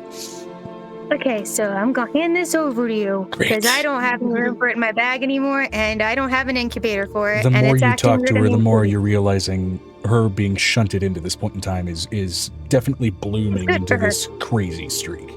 Well, she's a nerd. You basically handed a nerd candy. This is what I'm doing. You've been isekai'd into Lord of the Rings, and you're just psyched instead of terrified. Yeah, no, that's kind of what would happen to me. Yeah, same. Well, Because also, I'm- casual sorcery also existed in that world. It was just really hard to do. It's kind of amusing to me that these people are having such a hard time understanding what's happening when media has covered this situation so many times. And I'm letting you know that Sandra's like, wow, everything is so cool. And Angel's like, I don't know what kind of magic bird. It just turned bright orange when it got touched. It was a white egg, but now it's bright orange. So I don't know what's going to happen to it. Cool. All right. I also ended up downloading, downloading seems like a weird word now, absorbing a map of your planet. What's left of it, which is geography just got fucked. Yeah, it's still going to get So fucked bad. the next 300 years. Yeah, I know. I've got a question. Do these people have to learn common from scratch now? No, they've been updated. They've been Okay. And by the way, this language common, which I get the name, it is such a weird amalgamation of all of our old languages. Yeah, you should hear me try to. I speak Japanese, Chinese, and Korean, and Oh yeah, like no, foreign words. I mean, this language was easy enough for me to pick up. I mean, hell, I just don't sound like I have an accent, do I? I was an omniglot before, everything went sideways. Oh, you are so going to help me basically test for this bullshit that I have to test for? Okay. That's if I'm busy not setting Fires. meat bags on fire. I know. She looks over at Nicodemus. I think y'all are going to be really, really good friends. Great. Can I meet your people? Well, I should probably get sleep before that and figure out what the hell a sunrise looks like in this place. How about food before sleep? I do have stomach implants that prevent me from the necessity of being hungry, at least for a certain extended period, and to recycle a lot of nutrients. But food is always good. Yes, you can pretty much ask for anything from the halflings. We also eat red dragon right now, which is spicy. I also did get implants in my tongue, which allows me to get the down to the chemical basis depth of flavor, including things that otherwise would be poisonous. That would be interesting. Oh, it's great. Violet's really gonna enjoy you. She looks over at Sandra and then looks over at this other group of family. I need to deal with this family. She summons Kismet out of the necklace. Kismet, this is Sandra. Sandra, this is Kismet. Oh, wow, you have wings. Yes. And she shines like Porcelain. Yes, I get it. And her face has blue on it in gold. Yes. Kismet, this is Sandra. And Sandra, this is Kismet. Sandra is highly volatile, just like yourself. And your brother and you are going to enjoy her immensely. Okay, Mom, I'm reading this just on first pass. You have resurrected effectively a benevolent psychopath. Your mother Sociopath, is a thank you very much. I benevolent- have emotions. And right now I'm just really excited. Your mom has bad tendencies too. Also, it's not resurrection if I wasn't technically dead.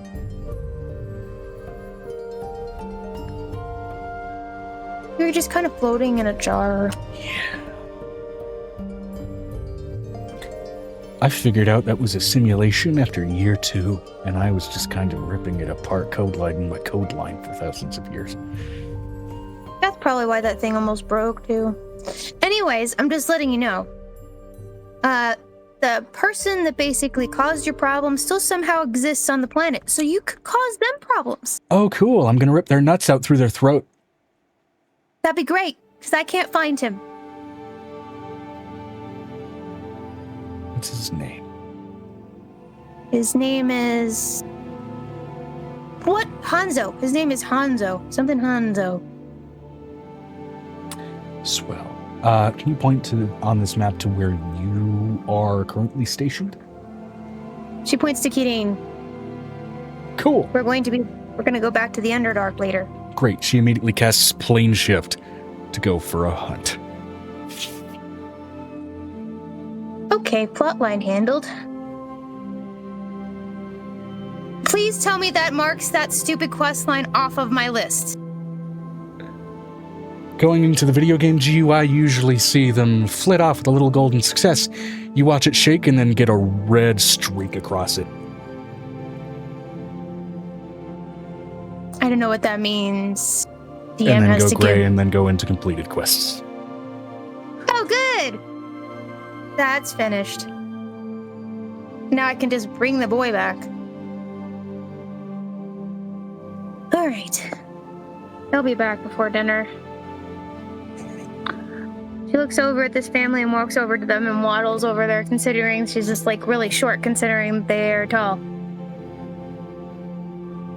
And taps on the husband, considering he's probably done downloading He's done. by now. Okay. That was a lot. Okay, I need you to look at me first. Yeah. I kept my promise. Mm-hmm. Now it's time for you to keep yours. And she turns and pushes his face to his wife. Immediately pulls her and his daughter in. I have missed you so much, Britt. There you go. She And looks this over is where you Nick. finally learn the woman's name. It is Brittany. Brittany! A good Brittany, hopefully. I've had horrible lucks with Brittany's. This is Southern Brittany. She's fine.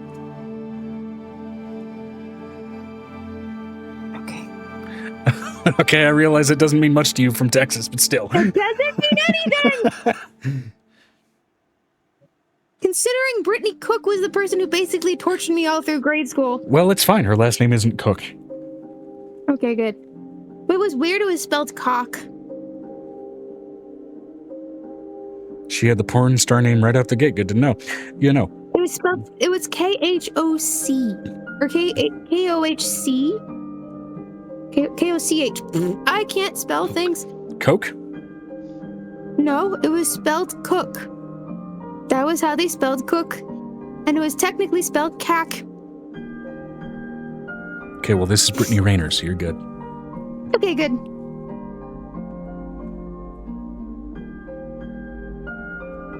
By the way, if she watches this, you weren't a bad person, you just had a lot of bad habits.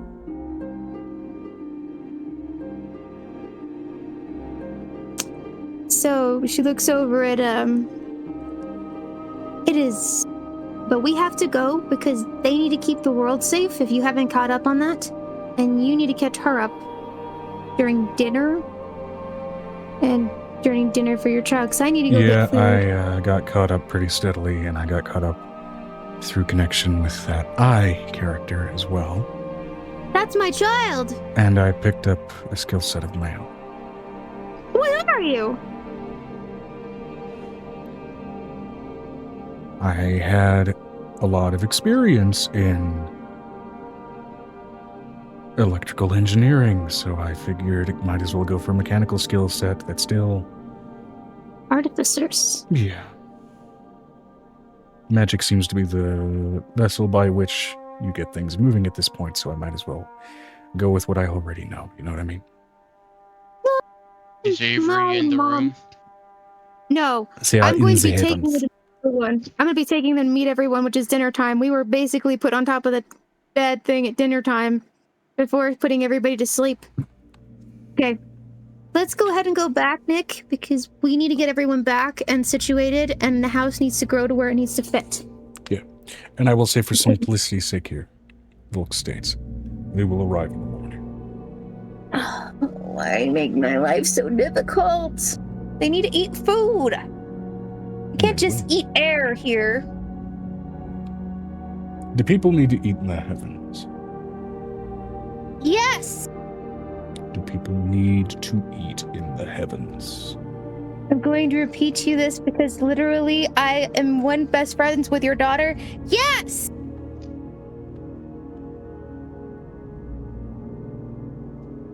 Not here they don't. They eat knowledge. The consumption of basically- knowledge is the same as mastication here. I would crave a cheeseburger so bad after being here. Cravings don't equate to hunger. They can worry about that when they arrive in the morning. She looks over at her child, who's literally one of Volk's children. You stay here. You Yeah. watch them.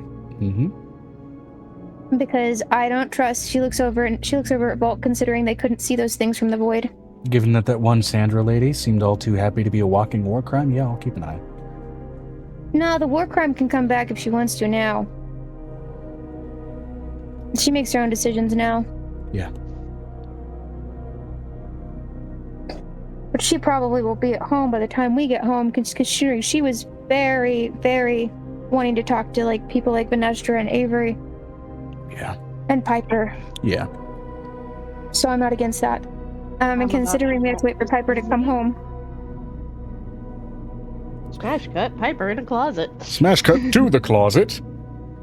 Can we just say I got home from there, please? Yes, easily enough. Oh, I'm not gonna smash cut back to you in the heavens. Megan. Look at the memes. why are you doing this to me?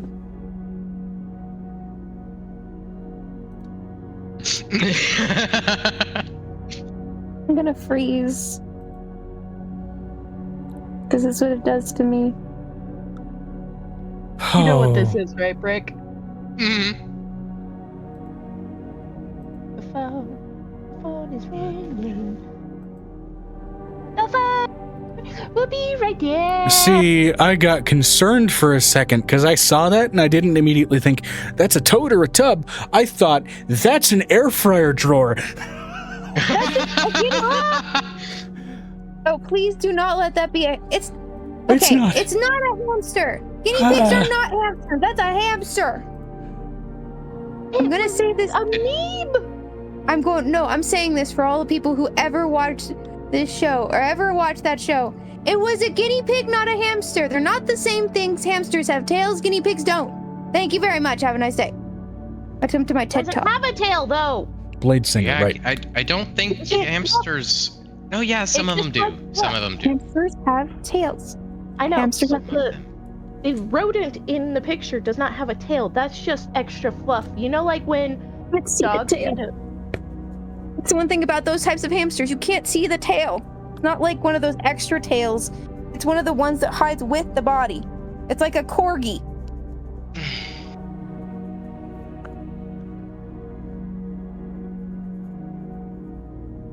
That's what always confused me. That's what I found out when I was looking up hamsters versus guinea pigs. Hamsters have tails. little nubby tails, but they exist. Hamsters versus guinea pigs. Welcome to UFC. Wait to see about bunny tails. Anyway, to the closet. I love bunny tails. To the closet. Bunny tails. To the closet. So I have just narrowly avoided being eradicated via infestation rules. I'm gonna turn my camera off so I can clean my room.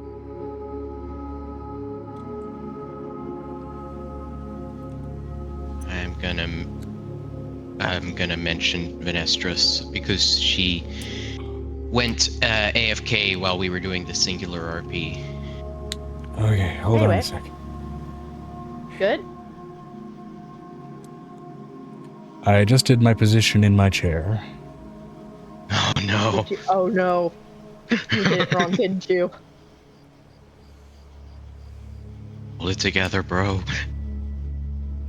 Hold on. Improper shiftage. Better. Deep, slow breath. I'm sure that there are like specific like boxers I can buy that will allow me to prevent that from happening. And I'm sure they're like out of my price range or something, but good lord. Alright. I'm trying to get back into it, and my brain goes back to out of breath again. My thighs are too thick to wear boxers. They just ride up and turn themselves into really uncomfortable briefs. So just wear briefs anyway. Exactly. Piper is also sweating in the closet because I just ran for my goddamn knife. When the briefs ride up and turn uncomfortable, then they turn into a thong. But either way. No, they get looser, not tighter. Closet, please. Okay. Alright. Hey, y'all had y'all's girl TMI moments. Let us have a little bit. There are so many guy TMI moments that I was there present for my whole life. Okay. Closet. Camera. Ah, camera! Closet. Oh, I'm also letting Brick know. I was there for so many like male moments of that, considering I had so many guy friends and not enough girlfriends because girls are bitches. Yeah. Guys can be bitches too. We know a few of them. We call them jackasses. Nah. This is a very specific kind of guy that you can absolutely just call a bitch. Ah. No, they think that they have a dick, but there's nothing there. So they just have to bend over and take it. What? Anyway. Closet. Why are we in a closet? Someone catch me up on that. Because Piper ran down the hallway nobody was in and had to hide from infestation bots because originally there were nurse bots headed for her to sedate her because elevated heart rate. Oh, so only one of us are in the closet. Yeah, it's just me. Okay. But Blue is outside the hallway, camped out because I'm in the part of the place and she don't know where I am. Okay. So, as you immediately get summoned in, first of all, you meet... son of a bitch.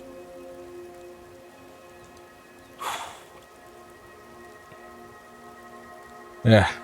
You meet with him. Did you do it again?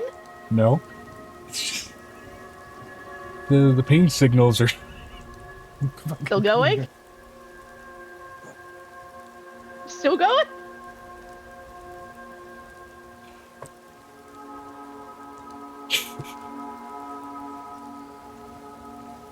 Okay. Yeah, kinda. Alright. You're met with what on first viewing appears to be a standard broom closet. However, the thing about dark vision and being able to see into normally darkened spaces, it also means that artificial lighting, particularly in otherwise darkened rooms, tends to be, to those eyes, brighter than it would be to someone without that trait. And most of what fills this closet, rooms, the chemicals, the shelving itself, seems to have this definitely not natural to the environment that's present before it, lighting wreathed all over it.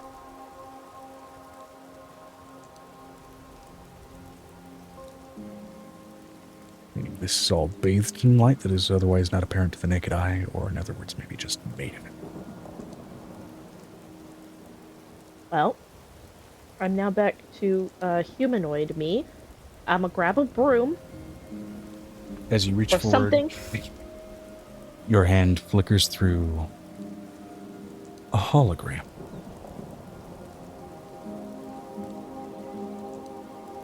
Okay, I have no memory of what a hologram is, so... Pretty similar to most illusion spells that you know to cast, except this seems to be entirely, again, artificial in its make. Nothing magic or rune-like here to present this otherwise passable illusion. Are there any physical brooms in the closet? You continue to reach forward to find anything physical, and your arm just reaches back into a deeper room than what is otherwise presented before you in what otherwise outwardly appears to be just a small fucking broom closet. Anything's better than the hallway of death. Go through the wall. Okay. You step forward into what very much appears to be an operating room. You see surgical table after surgical table, numbering in the dozens, all filled with now long since decayed skeletal structures and corpses, all of which missing their spinal columns and having very surgical and very directly and precisely lined holes in the back of the skull structure where a brain would have otherwise been present. You can see hanging from the ceiling a series of sort of strictly mechanical machinery that seem to, hanging off of their edges, have various what you would understand to be at least surgically adjacent instruments. You can see the blades on their edges, you can see the tweezers, all of these things sort of inherently sort of entwined with and functionally part of each of these surgical mechanisms.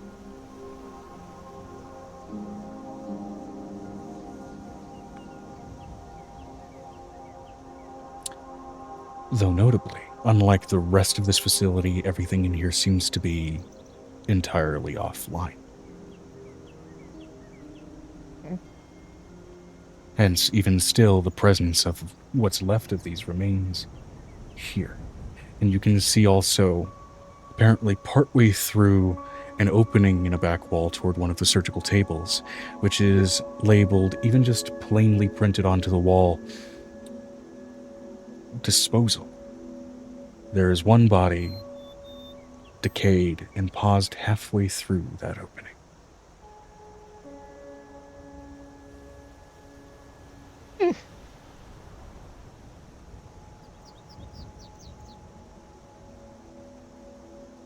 Yeah, alright. Kinda just looks around and goes, okay, where in the fuck am I? Okay.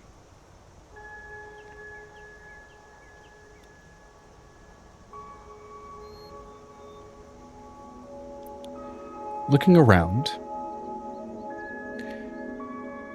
and trying to find an explicit label, mostly you can find one on the sort of interior wall and sort of label door here, though it's no longer lit in a light with electricity. You can see it's labeled Upgrade Preparation, to the best of your knowledge of ancient human English. So is that what the eyes of the runekeeper see? Yeah. Okay. It's written on the wall. Printed on the wall as a strict sort of facility label for the purpose of this room.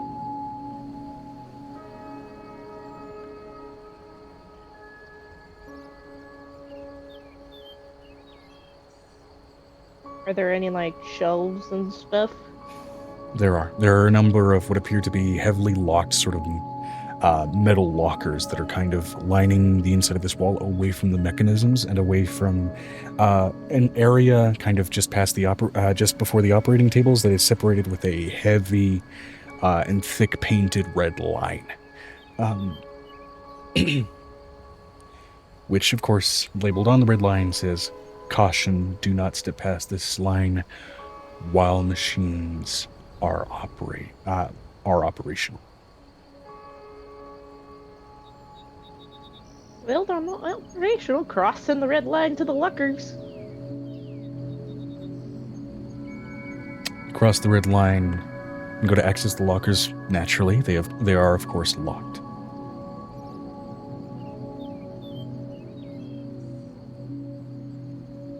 You can see a series of about 5 on either side.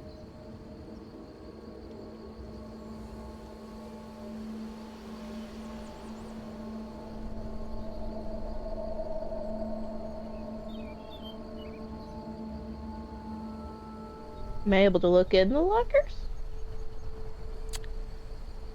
Not from outside. You can tell they almost have a sort of metallic glass-like surface, which even running your finger across it and sort of trying to peer in, you get like the vaguest silhouette behind that otherwise solid surface, which largely again is due to your dark vision, speaking to a sort of the lightest sense of semi-translucent, opaque nature to these lockers. But thing that you notice that seems to be part of that sort of obscuring nature.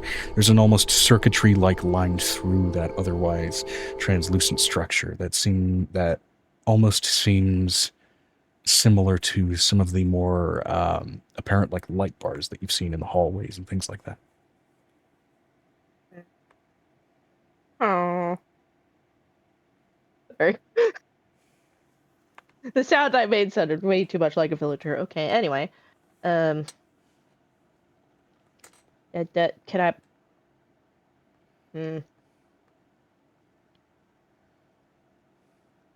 Any bookshelves? Any books, I guess?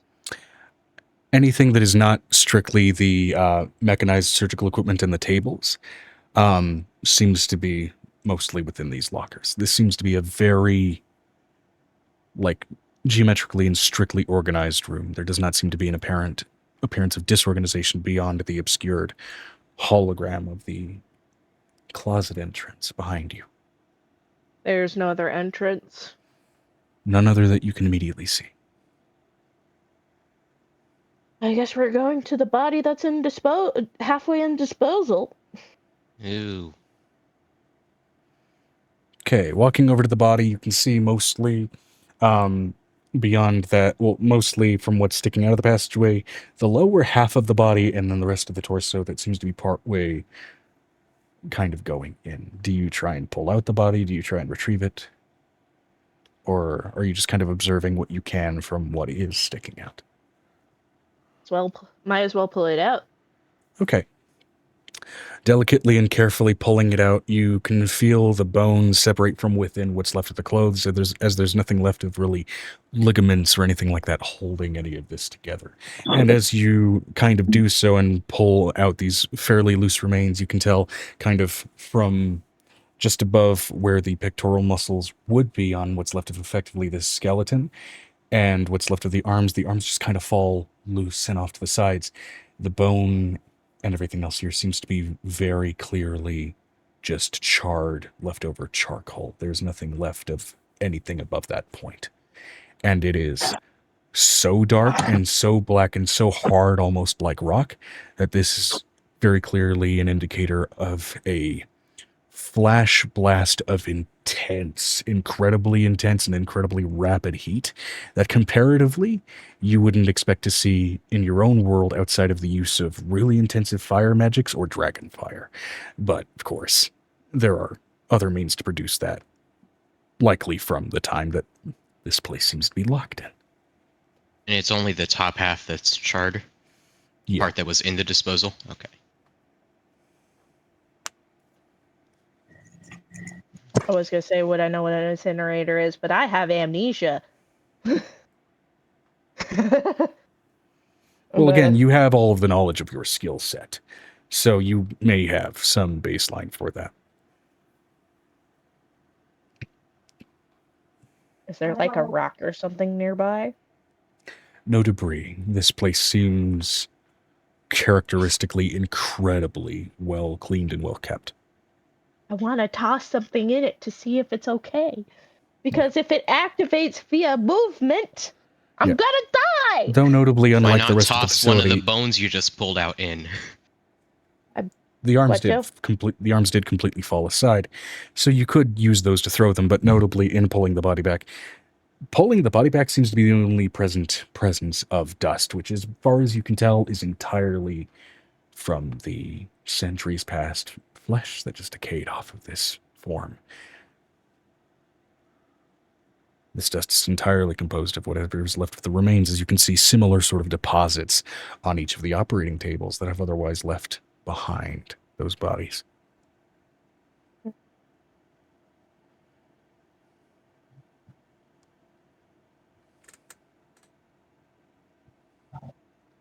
Pepper's gonna go put that body on a table and grab one of the clothes off that body, Okay?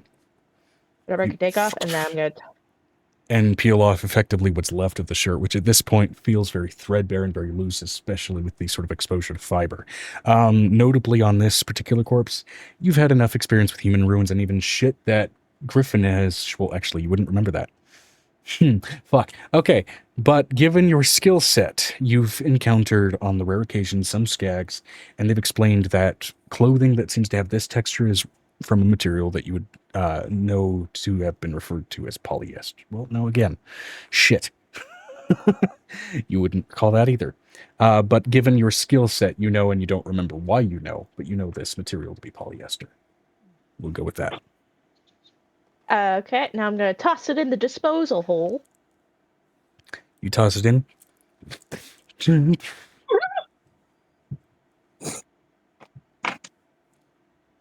You hear an audible clang as it hits the back wall of that disposal and then falls. Seems there was something left in one of the pockets on that shirt. Now I'm going to roll to see if that was enough weight to kick the systems back on.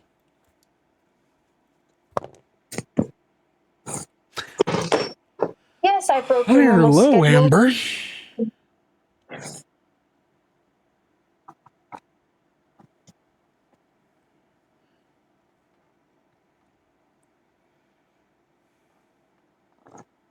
Ah! I was not ready to roll. That doesn't count. Your dice were too Low, excited. Low. 96. Shit. It clangs and hits the bottom of something deep below, and for a moment you hear nothing. And then you hear the sound of gas moving through pipes before suddenly bursting into flames in that chamber, what appears to be almost jet fire, blue at its base before stretching out into sort of reds and oranges and yellows, kind of blasting down into that tunnel, and you immediately feel just the concussive blast of heat immediately reaching back to you, like stretching open a kiln as opposed to an oven, and then the lights in this chamber begin to flicker on. Oh, shit. Disposal systems back online. Hey, Joe, Subjects. can I help her at all? You're not near here? Roll me a perception check, Blue. Subjects in Joe, need of disposal. Amber, Roll me a Amber, roll me a perception check die. for Blue. My hands are covered in black. Hold on. Subjects in need of disposal amounting to 12. Living subject detected. Processing. Ready to begin. As another mechanism from the ceiling descends covered in what appear to be a series of shackles, and then descending from the internals of its mechanism, a syringe floating within it, this almost sort of almost sewage green colored fluid within the sort of metal framed syringe. Hold on real quick.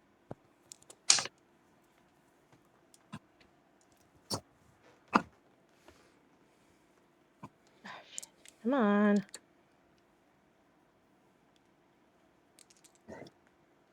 Remember, Blue is higher than she is in her own sheet right now, considering I have to add the other sheet that I've got.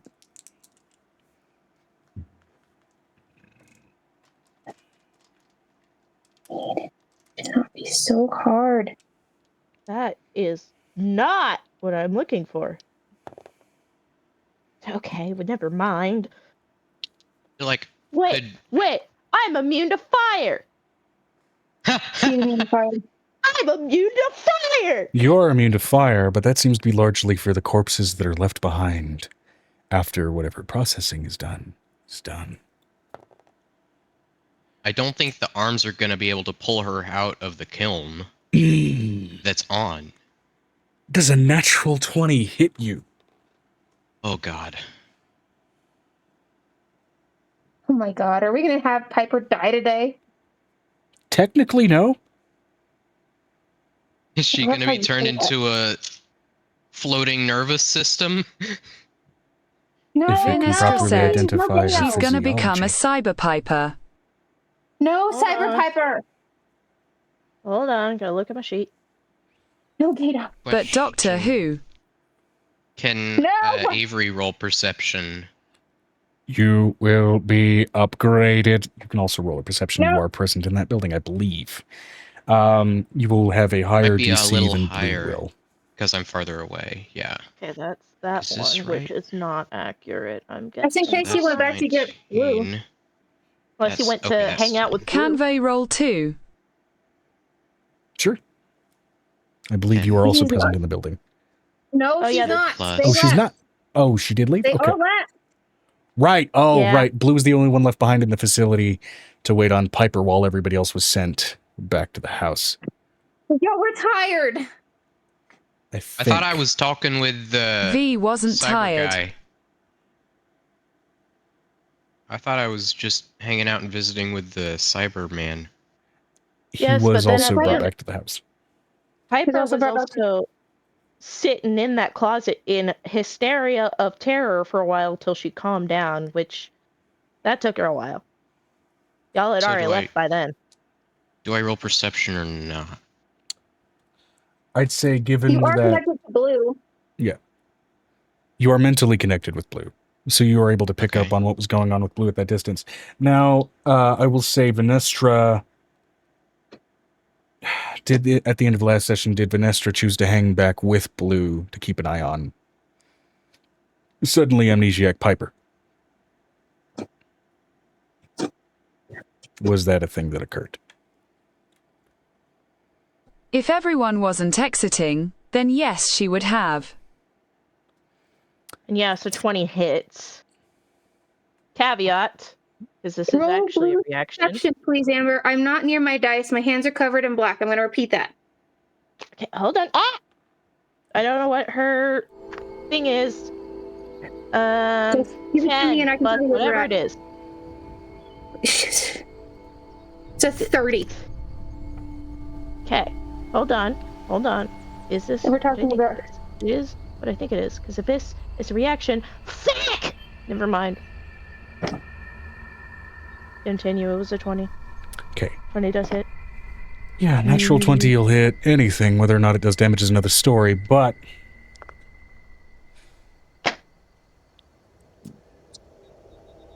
the syringe immediately shoots forth, and with a natural 20 does hit the intended and targeted area as it buries itself right into the base of your skull, right where it meets your neck, and you feel the fluid pump into your body.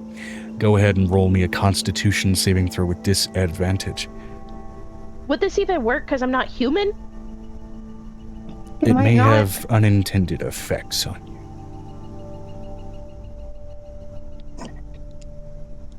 It was a Let's see. 19 and a 20. So, Okay. yay! Cod plus 5. Cool. Maybe it's the Nice. difference in your physiology. Maybe it's how old the fluid is. Maybe Maybe it's Maybelline. it's pure, unadulterated spite. But the nerve paralytic does not take hold as it enters your system. That said, you do still take half damage from this. So, I mean, that's just to be expected. Hold on. Aren't we about to absolutely destroy this thing? that's a really, really low roll from where it could have been. I don't even want to know. Don't even tell me. I don't want to know. 21 points of poison damage. And then you take half of that. So, rounded down, that's going to be 10.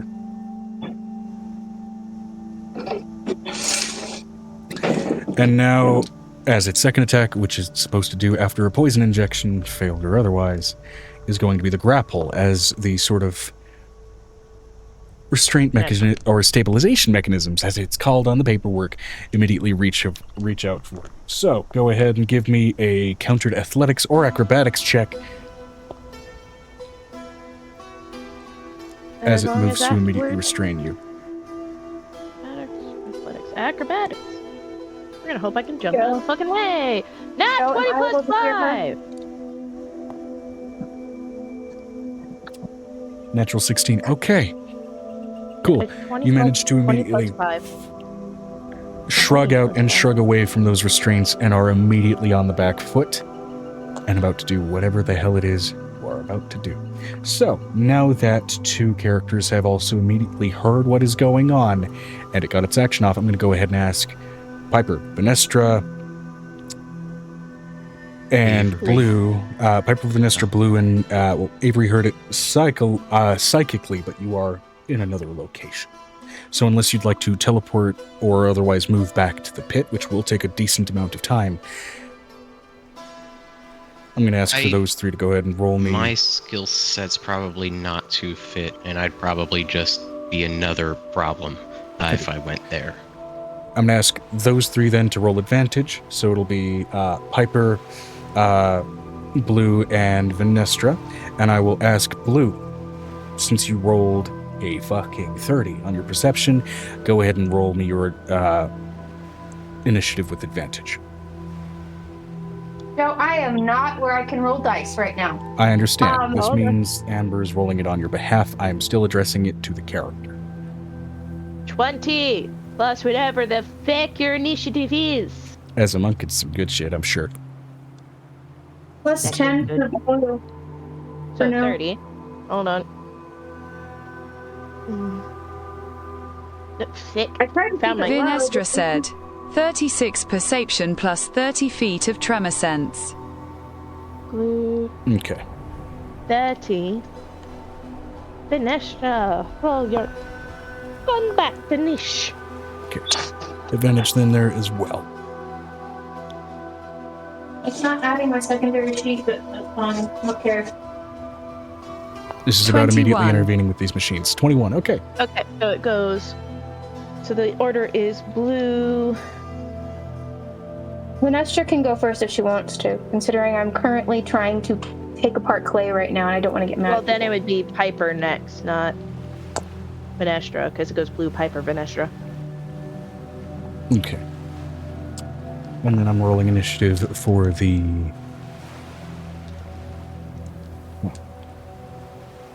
This is technically the nurse spot. What would be teleportation? So I don't get to use it anymore today because I already used it once.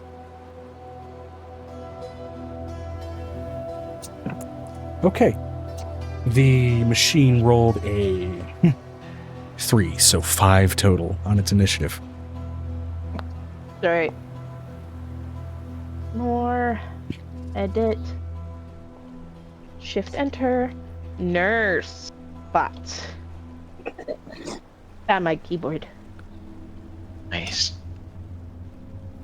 I'm gonna hold the door. Vanessa, do you mind going and fighting the thing to get Piper out. By the way, you can So I mark can as a hold the door. 22 system security.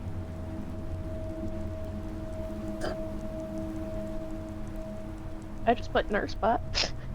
That's the first thing you told me. Nurse bot for the 5 and then 22 for system security. We have to roll contending D100s because I have a 22 as well. It is an environmental initiative that it just gets inherently, and it will fail automatically to ties. So it'll go after. We've overwritten the security and gotten rid of the security in the system. Oh, shit, Yeah. that's right. Okay, never mind. Except for the nurse bot is going to still do its programming of being what I would call an anti-nurse. Let me just steal your brain. It's got protocols. Yeah. And to Anyway, its program okay. knowledge, anybody in this room is here to be operated on consensually. At least according to the contract that they signed on the dotted line, whether or not they were allowed the opportunity to properly read it. Oh god, don't do that. Anyway. Okay, so, start the combat tracker, it's in there. So All Blue, right. Piper, Venestra, Nurse Bot. I'm gonna let you know Blue is gonna guard the door. That way, because I can finish fixing what I need to fix before my aunts come in tomorrow and go, I ain't gonna nurse again. You're not. You were Why snoring. isn't your things done?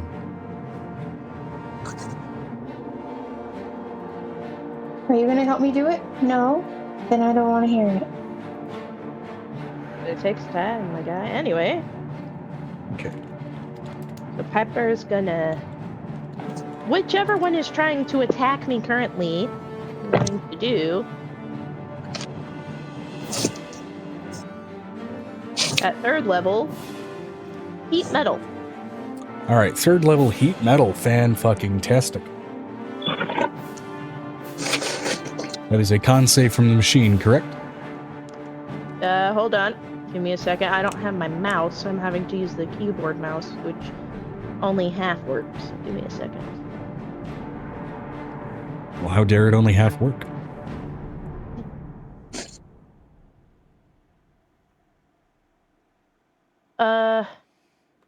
Constitution saving throw. Yep, okay. It rolled a natural 3. Yeah, no, it definitely takes... Roll Where damage. did that go? Yeah, 2d8 fire! I think it says. Let me see. No, Yeah, 3d8 fire, excuse me. That is not a Vinestra d8, my said, guy. That makes me wonder, can a robot be heated up enough to care? Depends on what it's made of. As enough heat exposed to internal circuitry and power supplies can absolutely do some damage and slow 7. it down. 7 fire damage. 7. Or not 7. 12. 12. Sorry. 12. Okay. Cool. You begin to basically heat up this entirely mechanical structure, and you watch as its surface starts to glow orange hot, though notably not all throughout, as it seems to be dissipated somewhat through now what is more clearly exposed and almost hex structure along its surface. Very clearly some sort of heat shielding. Okay, I'm asking. So it does damage, just not as much as you'd expect against something like this. That's fine.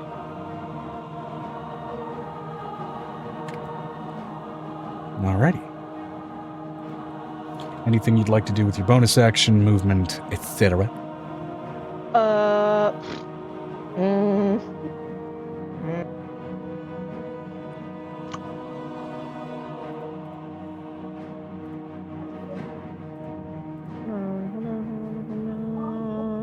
God damn it, that's a bonus. That's an action. That reset. I have to remember to reset once we have a day. Anyway. I'm gonna teleport 30 feet away, behind the red line. Alright. You teleport 30 feet away. Behind the red line. Okay.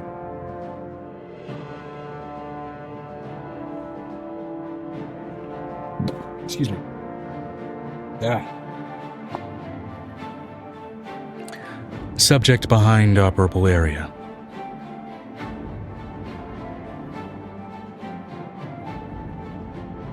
I'm alive.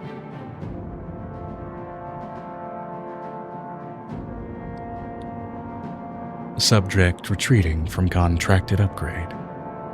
Deploying security units. Please remain in your location. The security system is taken down. And await detainment. Error. Security may be deployed in 999999999. Error. Technician units deployed. Yeah, go try to restart the security system. No, fix the system that's saying error 99999. Yeah, you would think that that error would just say, like, security unresponsive Vinestra or said, something. "It's a German nurse." It's a German. God damn it!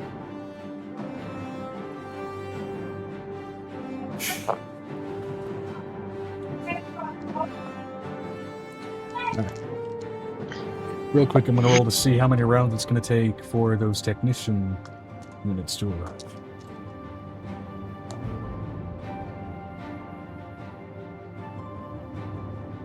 Jesus, I rolled the highest one.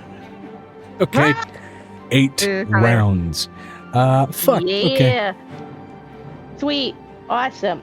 Real quick. I would remember if there's holes in the locker, like, you know how school lockers are like, and they have those holes, but for some reason they need to ventilate? Yeah, these aren't structured like school lockers or anything like that. Okay. These, at least as far as like relating them to our real world, these are hermetically sealed medical lockers. Okay, cool. I just wanted to know. Okay. Alright, it would be Venestra's turn. Yes, indeed.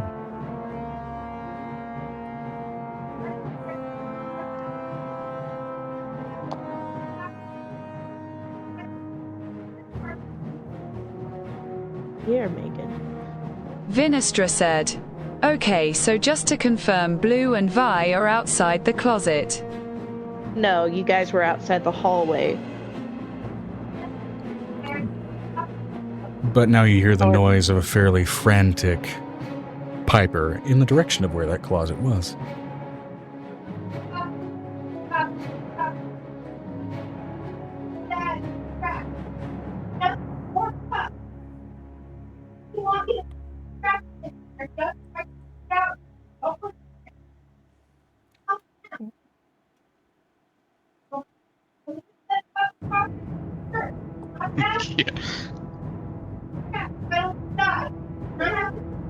Cat knocked over a Hearing bottle piecemeal syllables of an argument here.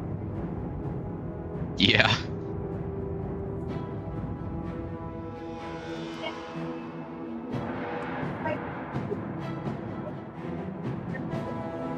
Waiting for what Venestra's gonna do.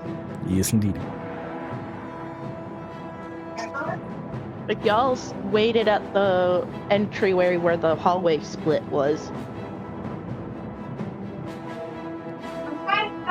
Vinestra said, "Okay, Vi's going to run over to where the sound came from. Would Tremor Sense let her know the closet has a back room?" Oh yeah, very apparently.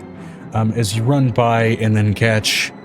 In your world, you have a little bit more familiarity with technology like this, though it is reinforced with rune work. This is entirely technical as you see the active hologram that you just kind of immediately rush past and hear that sort of fizzle of briefly disrupted light work.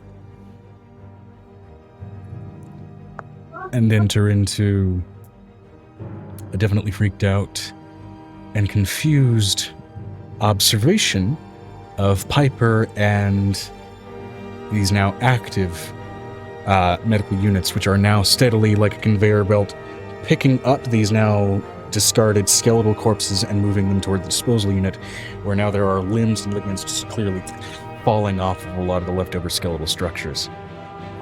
Does that mean if Anestra enters, now they think she's the subject? The initial entryway is not behind the red line. You actively stepped behind it to get to the operation tables. So she enters Okay. into a safe zone. Okay. Yeah, the entryway being behind the red lines would be a little bit fucked and highly dangerous for any actual human operatives. Oh, right, there's no other entrance. That is the entrance. Okay. I'm dumb. Well, big lady, don't know who you are. Do not cross that red line.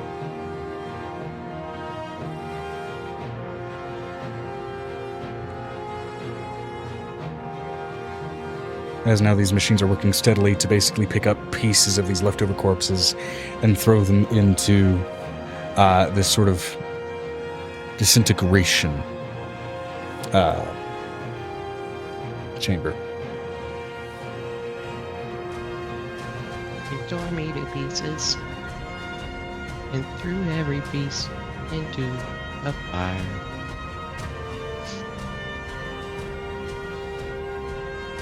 Joe, can you check your messages, please? I'm seeing it.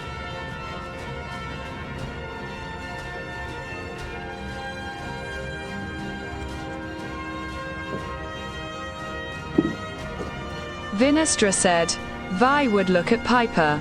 Are you alright? Oh, shit. No!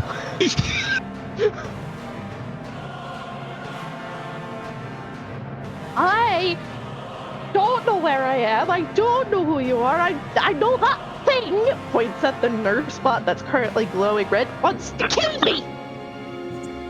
I already tried to fix your problem. I'm just letting you know Anxiety that- detected. The nurse spot rotates and a syringe retracts into its body and another one is produced outward.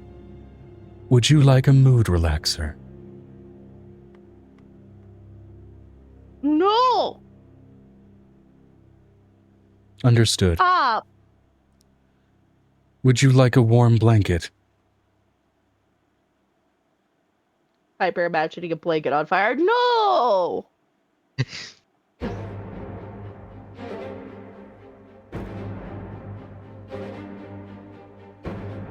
Understood. Moist towelette. Activating air conditioning. And suddenly the vents come to life and immediately let out gouts of long decayed flesh dust out of those vents. I need Vinestra and yourself to go ahead and roll me a con save from inhaling just a cloud of rot. 11. Did it even Vinestra rot said, anymore? might I suggest moving over to me? And V doesn't breath. 11 plus 5. Yeah. All right, that is below the DC, unfortunately. You do take a little bit more poison damage. Snips is. She's gonna look.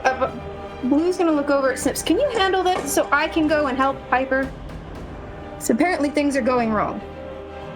Yeah. I figured you'd want to fight, but okay. I don't want to fight. I want to go home and sleep in my own bed. All right. Snips wanders over and 29. you see 29. Fantastic. Yeah, you are fine. And you take half of this. Piper, you take 13 poison damage. You take, rounded down, 6 poison damage.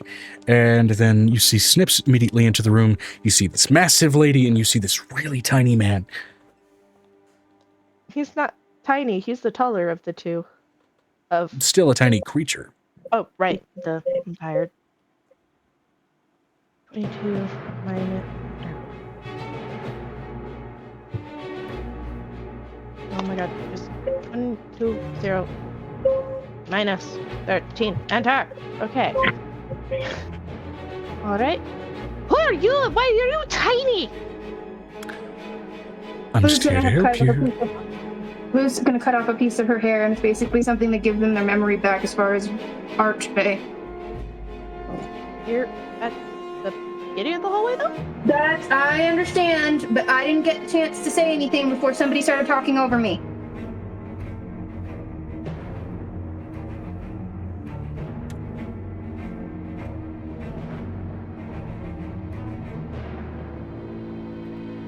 That's what she sent with snips. Okay. Go ahead and take this. It'll help you with your memories. Air pollution detected. Activating air filters. And you hear the sounds of fans screeching to life before the air starts to get pulled out of the room and the dust starts to get pulled out of the room.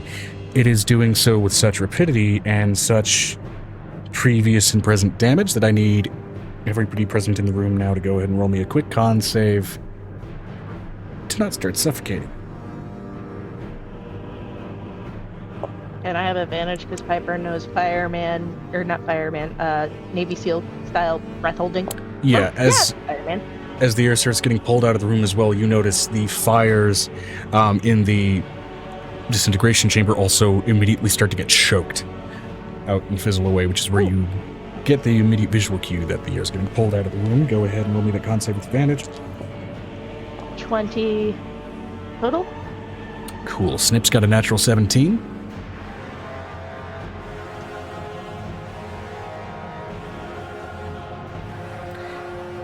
And then for Venestra. I think her phone died. Venestra said, 29. I'm not sure. She seemed pretty upset about something.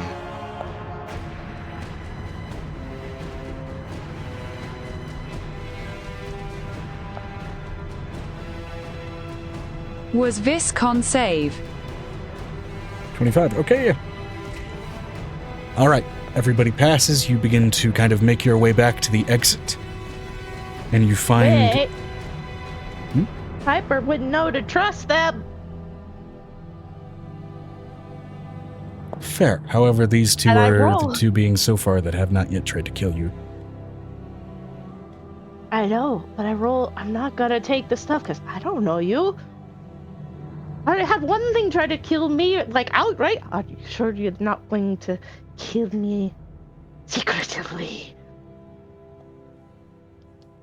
Piper's a paranoid person in her Fair. core. Fair.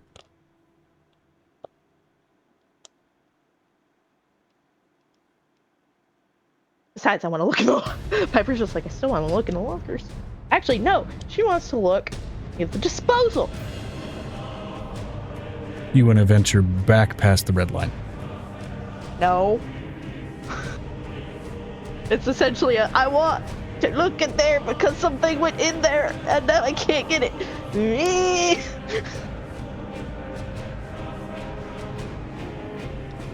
Is there any other places in the room?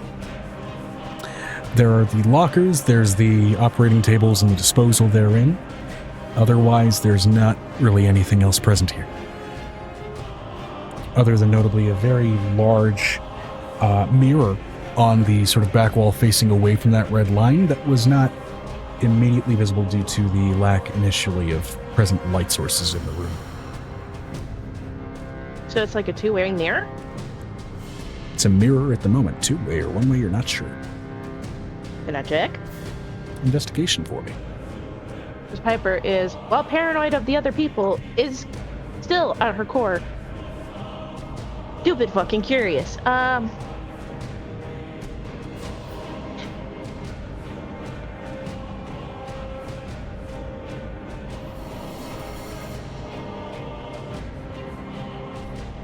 Okay, 17 plus 7.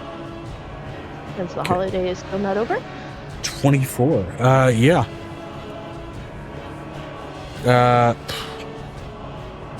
Two-way means it's reflective from one side, but translucent from the other, correct? Yes.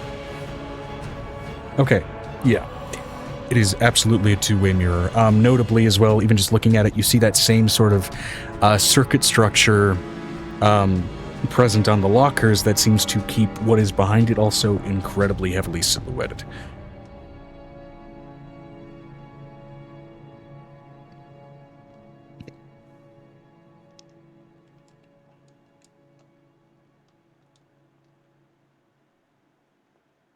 I'ma punch it. With Not the bare with me. fist? No. I have looked in my bag during that time I was panicking because what's in here? Ooh, it's an endless bag. She pulled out her Just pulling ostrich out cane. clown fucking handkerchiefs. That's what she did in the closet for a while, so now she knows everything in there. She's pulling out her ostrich cane. Or All right. ostrich staff. Roll me I'm gonna an attack or a strength check, whichever way you'd like to do it. 17 plus. Can I see the top of the screen? Yes.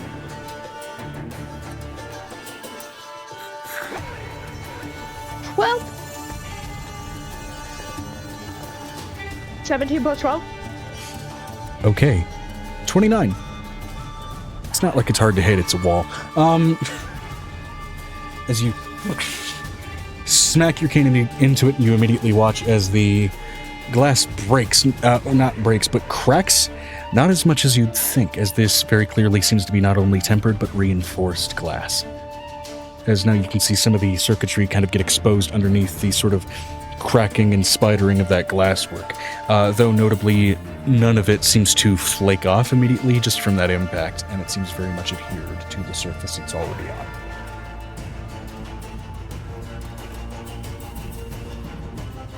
Looks at the other two. You want to help me see what's behind the wall?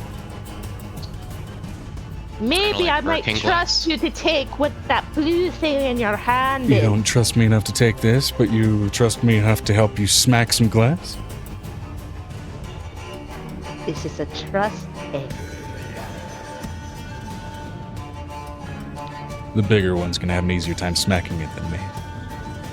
Wrong voice. The bigger one's going to have an easier time smacking it than me.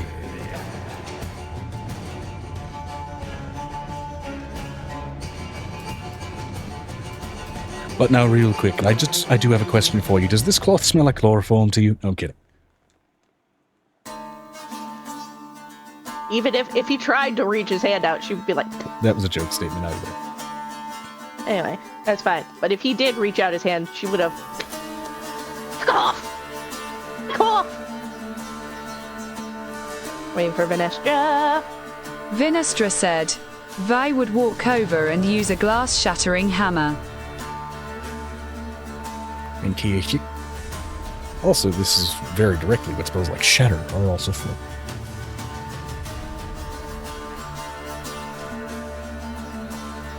But by all means, roll an attack. As a note, anything made of adamantine, if you do happen to have it, does double damage to structures, and this would absolutely count.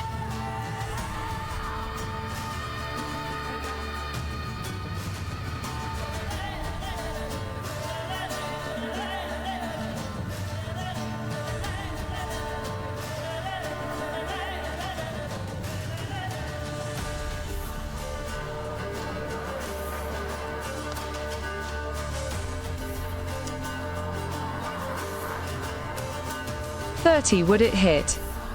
Absolutely. It's a wall, it's not that hard to hit.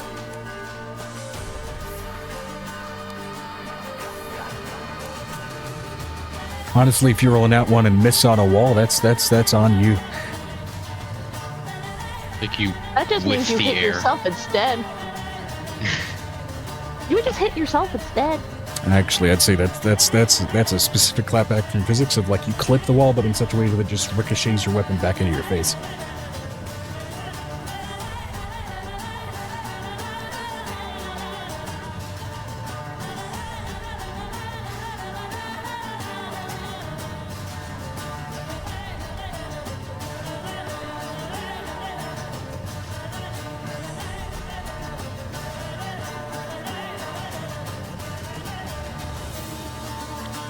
$45 damage.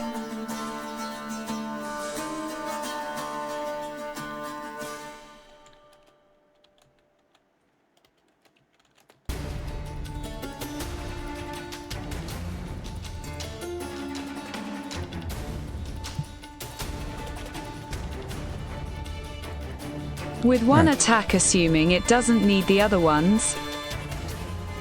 Yeah.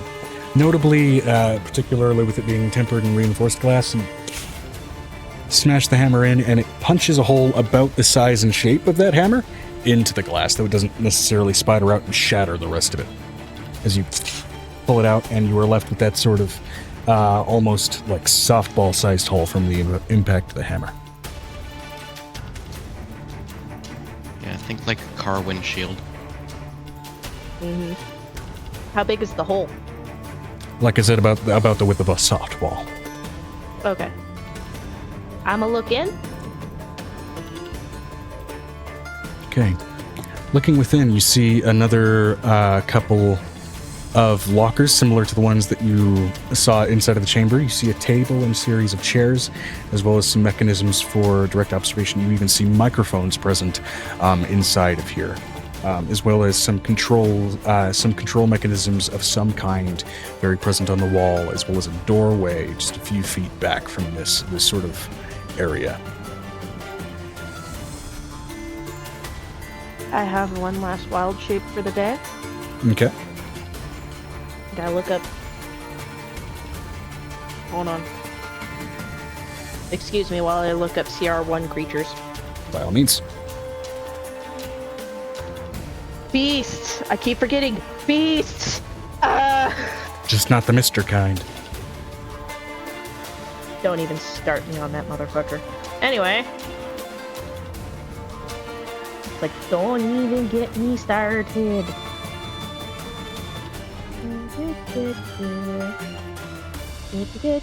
Vinestra said, V is going to clear out the glass, keeping an eye on the nurse bot. Before she does that, I wild shape into a bat and fly into the room. Alright. Wild shaping into a bat and immediately flying into the room. And keeping an eye on the nurse spot, Vanessa, go ahead and give me a perception check.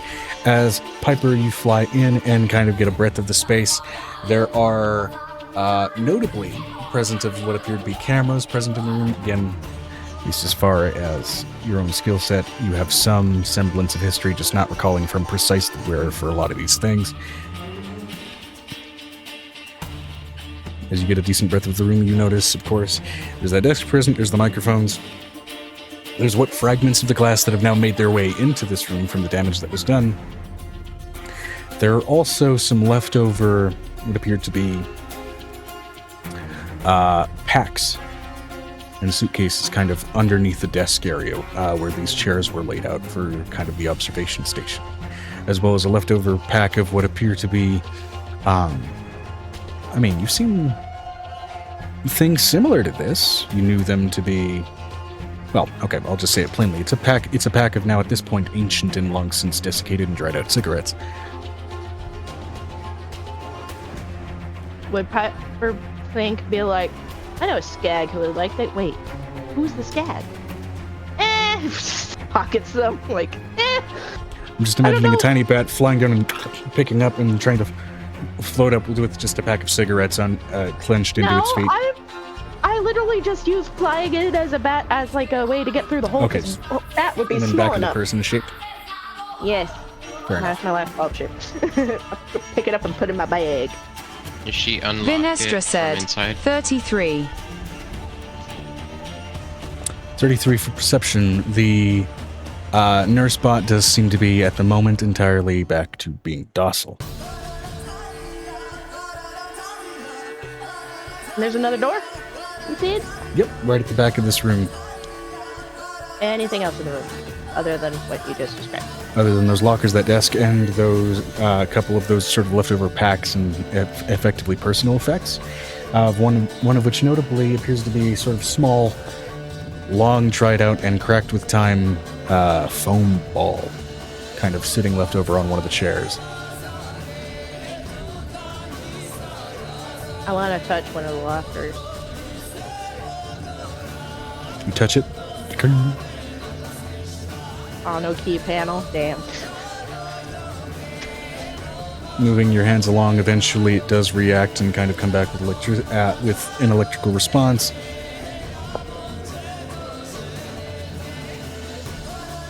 Thumbprint identification required, as it reads plainly above where the handle would otherwise be positioned. Also, strictly speaking, kind of out of combat. I don't know why I'm still using the combat soundtrack. A little bit intense for just like, hey, you're investigating an observation room. Let's go ahead and switch to creepy, because I guess that's a soft enough kind of ambiance for where you are at the moment dealing with these ancient corpses. Megan was back for like a half second.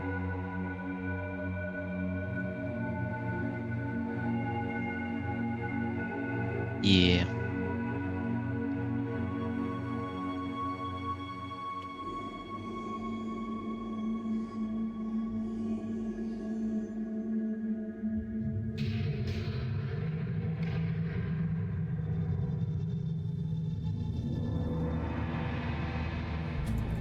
Okay, so since I can't really do anything, because I'll try my thumbprint, be like, huh, I wonder. Okay. This is where, as the scan goes over, it starts flitting and going over it again and again as you see sort of a blown up projected reaction. And this is the first time you've really gotten an up-close look at your own thumbprint. And, actually, no, this definitely, no, it doesn't really bring back a childhood memory, but you're aware of this from your medical skill set.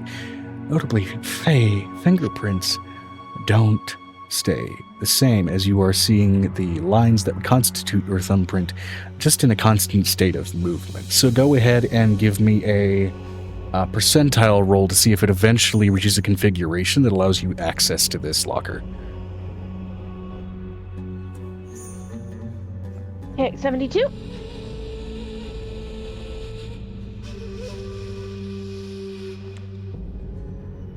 Take a look here. Oh yeah. Eventually, just by sheer luck of the draw, like all these red indicators, and eventually, like for a half a flash, green, and you hear motors and a locking mechanism just go.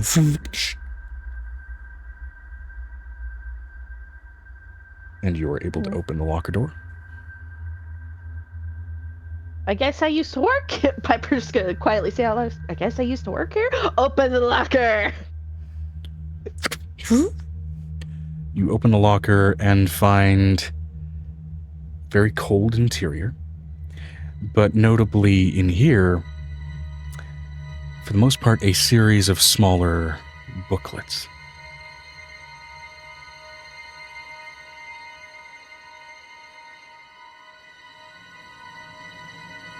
All designed and organized along the lines of almost an interior bookshelf. Most all of them printed, some of them spiralized notebooks with leftover and long since made useless pens.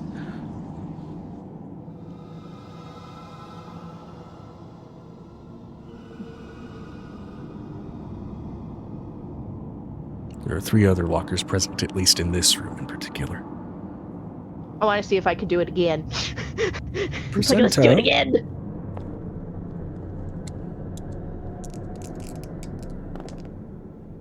$90 flat. 90 flat. The next locker refuses your entry as you sit there for a good 5 minutes trying to just let it recognize you for open entry.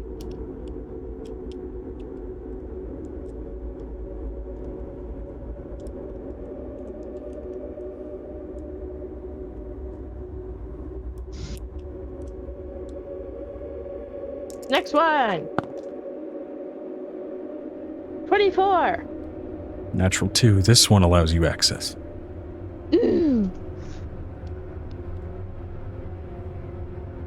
Vinestra said, "Can V get into the room Piper's in?"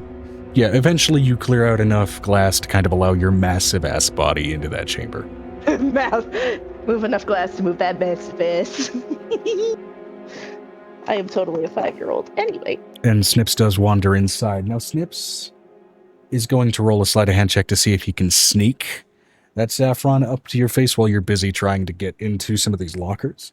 What is your passive perception? It's massive. You have observant, of course, but let's see. Hold on. Let's see. Welcome back, Megan. Hey, Why does it not like names? Anyway, hold on. I found footprints all in the clay that I worked on yesterday, and I'm just trying not to freak out. Oh, shit. Animal footprints? No, male footprints, large male footprints 30. on the brand new cleaned concrete. I have a tendency to step around debris that I see, not onto it. What the fuck? Getting mad for you. 30. Passive. Yeah, Snips rolled a natural 2. So I'm just gonna meh. As you just... It's like swatting a hand away, but given his relative size, you swat him away. I was like, I didn't say I trusted you yet. Snips does have a scary he does have a scary phase of his character. I'm just trying to help you here. He's not in the intimidating mode right now, because he is, by and large, a helper first and foremost.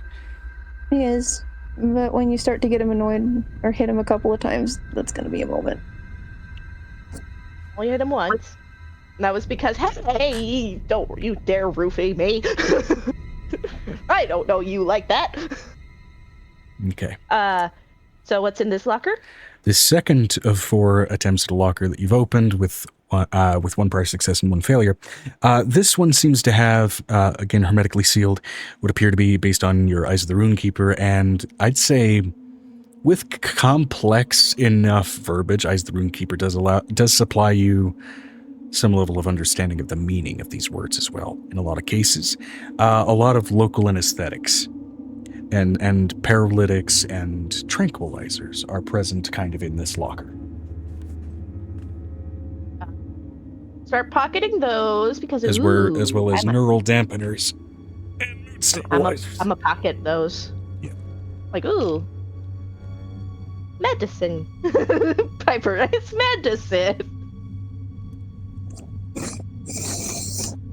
Just still has the slight leftover tendencies of hoard medical equipment. Yeah. One could easily argue hoarding is part of your skill set, which you've retained in your amnesia. Okay, and next one. Last one of 4. Percentile to see if your thumbprint managed to randomize to the point where it matches something in their database. 42. 42 is the gimme. Yee. I'm not gonna hit that again for another month. So, it opens easily enough. And what you find in here are a series of specifically just notebooks, rather than any completed and sealed sort of books in and of themselves, most all of them based on the labeling that you read. Research of applicant, research of applicant, research of applicant, research of foreign body, foreign body, foreign body, portal body. Extraction example of elven subject, according to data. Extraction example of newly produced race referred to as Dragonborn. Things like this. Historically, elves and Dragonborn did eventually come about and come into being around the portals first arriving. Piper's like, research. This might come in handy. And again, it does, especially in the case of that observation room, specifically denote extraction notes. And you managed to put those within. It's like, put it in the hole. It's not a hole, it's a bag, but still. The bag has a hole in it on the top. You're also in a very large hole. Yes, it is. It's in the hole. The hole I'm gonna try the third. I'm gonna look at the one that didn't open and go, I'll come back in. Go out the door. Okay. The door, notably one of the only things here that seems to have a practical locking mechanism with a little latch for a lock.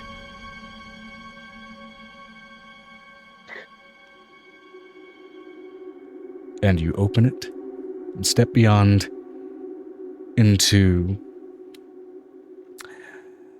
what's left of an older hallway that in a lot of different places has a lot of collapsed rubble. It's going to be a little bit of a snaking motion to navigate this. Got my brain immediately going, damn it, I'm out of wild shapes. I can't snake through it. Wait, that's not what he's meaning. I was using colorful verbiage, not explicit instruction. I know, my brain is doing weird things.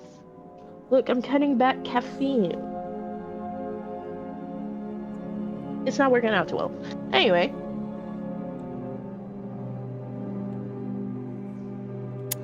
Easily enough, though, kind of moving through it, you were able to make your way through and toward a somewhat collapsed and broken doorway that does lead you back out to, at this point, in terms of recent memory gain, a more familiar hallway.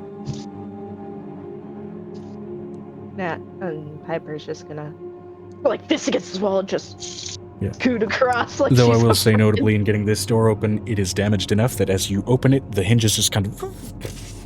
and it just kind of breaks and falls off, which is close enough that Blue is able to outright witness that door just kind of falling off of its supports and hinges, and Piper snaking her way out. literally doing this like, can't detect me if I'm squeezed against the wall.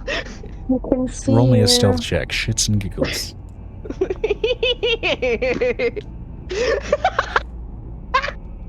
Always help up their passive 28 perception. I will say with disadvantage, no. given that a door just fucking collapsed in front of you. 8 + 5. I'm not hiding from Blue. I'm hiding from the system that said deploying nurse spots with tranquilizer darts. It was an 8 + 5. 8 plus a 5. If there is any system left to observe you, it is still very clearly aware. Good job. I'm just not a medical threat. Who are you and why are you blue? Yes, she is. Is the archfey to one other archfey? You are aware of your status as an archfey, as that is Okay. part of... I would argue that's absolutely part of the skill set that you recall, and aspects of your race and being. How did you know that? Maybe because I know you, because you can't remember anything.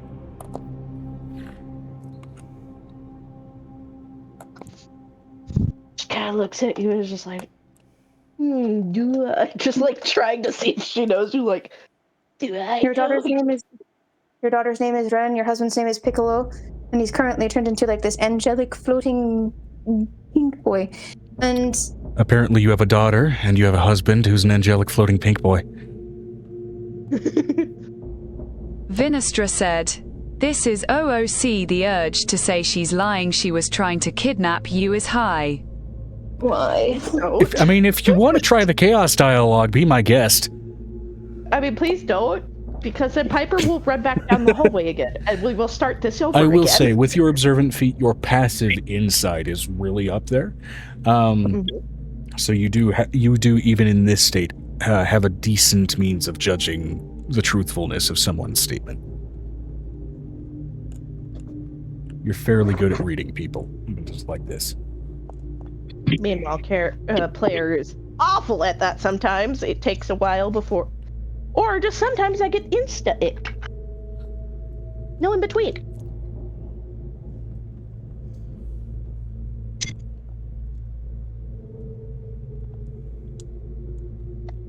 if you think that I'm crazy, you're not the first person. I mean, our Archmage is crazy by nature. No. So you meet my mother. Crazy, detected, deploying psychiatric ordnance bots. No, I'm kidding. No, kidding, joke, just doing this. Shitlord Dungeon Master detected, disregard all statements.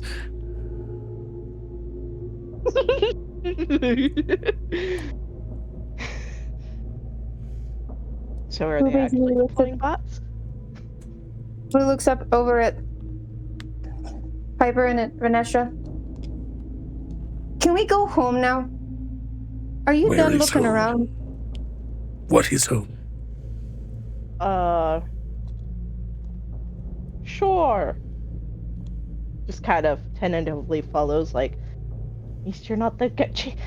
It says out loud, at least you're not like the guy I saw earlier with the changing and decided to Vinestra freak me out. said, "We should probably find a way to turn everything off, so this facility doesn't try to farm the populace outside."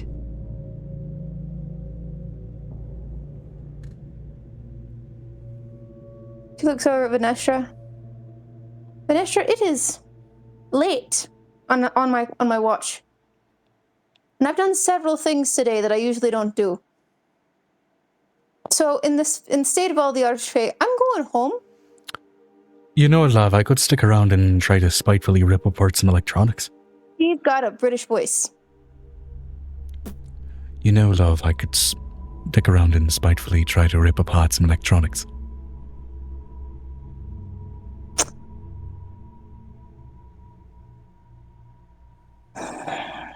I could play the part of a gremlin, those nasty creatures. Do whatever you want. I'm going home. I'll be back with you in a jiffy. No, look there, Vanessa. I understand you find this interesting. I understand the populace is in danger. I also understand, as an archfey, I can put a bubble around this, come back to it tomorrow. I'd prefer to do that and get Piper home, so the 24 hours of Will Sony being an asshole can precede us. Because poor Piper, not having actual Piper actually just telling me, I need this and I need you to do this, is very scary for me. This Piper's like, I gotta take me home. In her head, obviously. I'm going to take you to your husband, who's probably going to hold you and put you in a blanket. What they're gonna do right now is take you higher. Vinestra said, "Important question. Is it 24 hours in our world or will Sony 24 hours?" Oh no, it's in-game 24, which so far what's passed has been 5, so you got 19 left. Piper is going to reluctantly follow unless he finds the shape-shifting man, in which case she's going to run the opposite direction of the shape-shifting man, known as Avery. Okay. She's not saying that out loud, that's just what she's gonna do. If you give Snips a moment to put my hair in a potion, you'll remember who you are. But if you don't want to do that and you still want to go as crazy as this tomorrow when we're going through another tunnel, you can keep as you are right now. I'm going to offer you that choice. Yeah, apparently Avery isn't where he was. It's in a Yes, different place. Yes, because y'all went home. This is late at night because Piper took a few hours. How the session ended was an understanding of everybody went home, and then apparently Vinestra and Blue hung back to go ahead and keep an eye on Piper, wherever the hell Piper was going and whatever she was doing at the time. Okay, now I got it. To eventually bring her back with the rest of everybody, because it's late at night, as it is. And I'm already letting you know, Blue does have 2 points of exhaustion. Yes. Schlep is needed.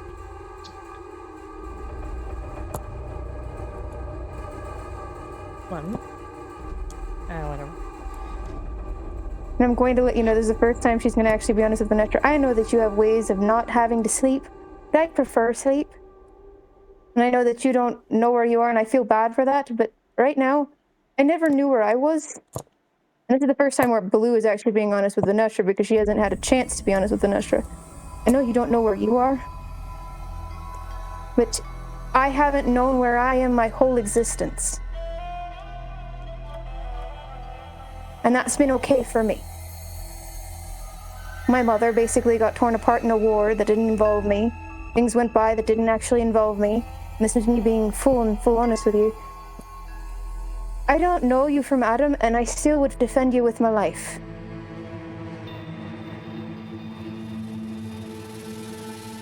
You're a good person. But the rest of us need sleep.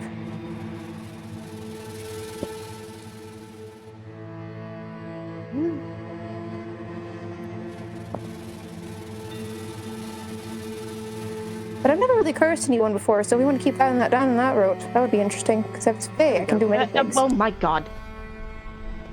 What's up? Sorry, my computer did something weird. Oh. Sorry, Blue's in a mood, guys. Blue's in a real mood right now. Blue's in the, I'm tired of this and I can't take it because I'm going to end up punching someone through a wall because I have no patience.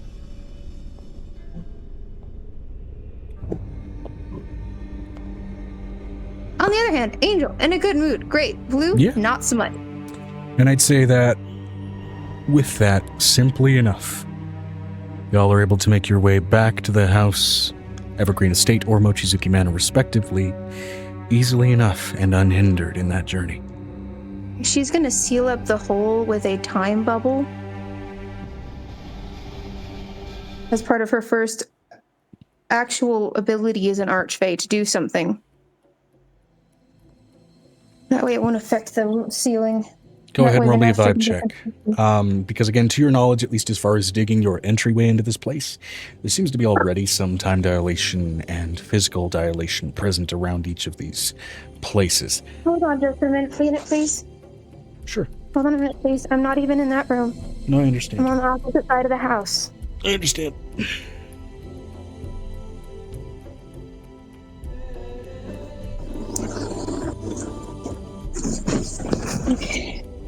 Vinestra said, Vay would look at blue face obscured by her mask hiding her emotion. Go sleep then. I'll keep watch out of it. Okay. It's an 18 for blue. 18. Yeah, plenty enough of a vibe check to understand, like, at least as far as restraints in place by a lot of this time dilation, there's already some present, but you are able to, even just by your nature, kind of build upon that and add basically some extra layers of reinforcement. Your present layers are going to be, just by their nature, temporary compared to what's already present here, but hey, it's never a bad thing to add on a little bit of glue where some duct tape is present. Well, it's also because she wants Pirate Piper to actually be able to go in there clear-headed and actually get things she might need for her own, like, hospital out of that space. Absolutely. Because that's what she was looking for, was a sterile environment. Like, had she not lost her memory, she would have been able to, like, pull out, like, the chairs and all the things that she wanted, because all of it was super sterile. About the place. Huh? She couldn't geek out, but her hoarding tendencies still were there because she cleared out 3 lockers of research. Yeah, ironically, Yes. the filthiest room in there was the room designed for sterilization. But it's because the power but died in there. I'm talking about like the different exam rooms that we ended up to go into and that kind of a thing. That was basically, that's one of the reasons Blue is like, we're going home. We're going to take a nap. We're going to pray that tomorrow she's not so crazy that I can't get her to calm down. And then we're going to bring her back here so she can get stuff for her hospital because that's all she's ever wanted. Absolutely. And with that, we're going to go ahead and go on break. As everybody gets respectively to their rooms and is able to rest. Now, I can delay the break for a moment if anybody would like to do anything before settling in. I was hoping Vinestra would be back so she could have brought Sandra back to see Vinestra. But Angel would probably bring her over to Avery and introduce them. And introduced Griffin to Sandra.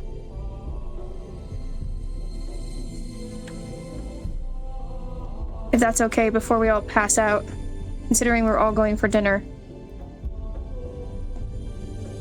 Because Sandra was not going to stay there in Volk's place. Sandra had learned all she wanted to know from what I could gather. Yeah. Sandra is currently indisposed with the I'm hunting down the fucker that ended the world mission. So she won't be back during this night to introduce with everybody. All right, She'll be good. back probably All right, good. sometime So, in the following day. Those were for telling news, because that's the only thing she wanted. Yeah.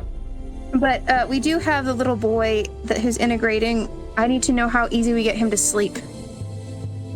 Easy enough. He's been stuck in computer simulation for a while, and now he's... The interesting thing.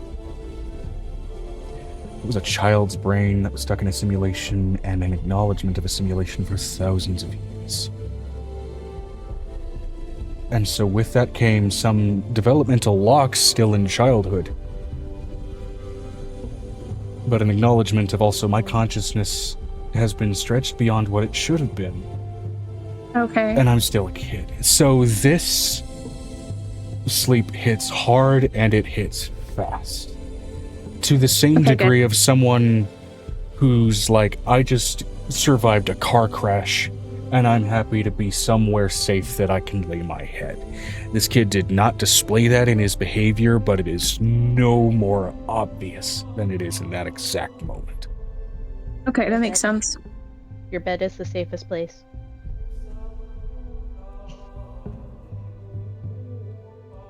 I was just making sure, because I also want to... I just want to know that's what I want to do the next day, so... Yeah. Which is to say, also, the simulation that those people were locked in was never designed to go for tens of thousands of years without intervention. No. So, we'll deal with that later. But hey, especially because, unlike some other electronic entities, they didn't become sentient and were then able to adapt their realms effectively to that longevity. This was something that's still purely mechanical. But a toilet. Only page. Let me download this, and I'll send it to you. Welcome back, everybody, from the break. Back to the Tundra playlist. My goodness. Yeah.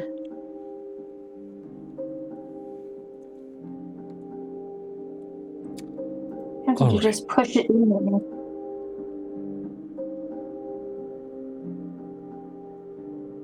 So, It's literally just... night falls, and sleep takes all of you. Many of you filtering through memories of forgotten times. Many of you sleeping, for once, without much memory to fall back on in the process.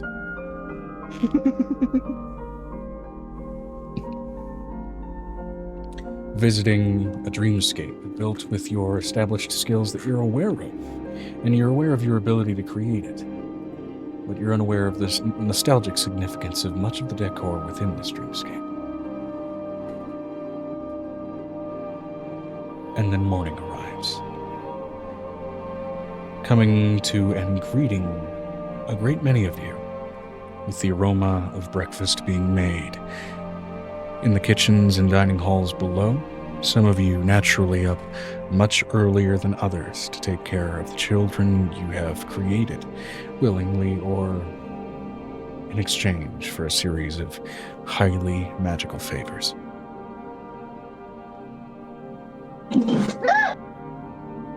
You okay? My head's okay. Your head's up. Are you okay? I'm okay.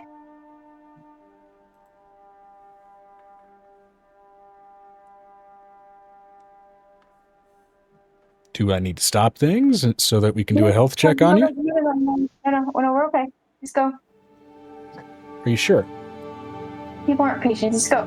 Go. Okay.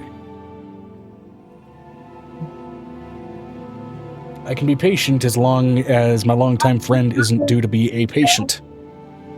Go. Just go. Okay.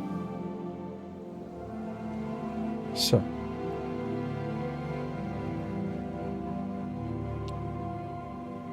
Many of you naturally filtering down and going down to the kitchens and what have you to visit the scents that have greeted you.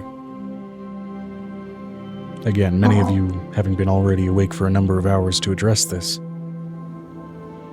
And a few new faces entering into the dining halls of Mochizuki Keep. Thank you. What would you all like to do? Breakfast. Breakfast. Yes, indeed. Hot dog.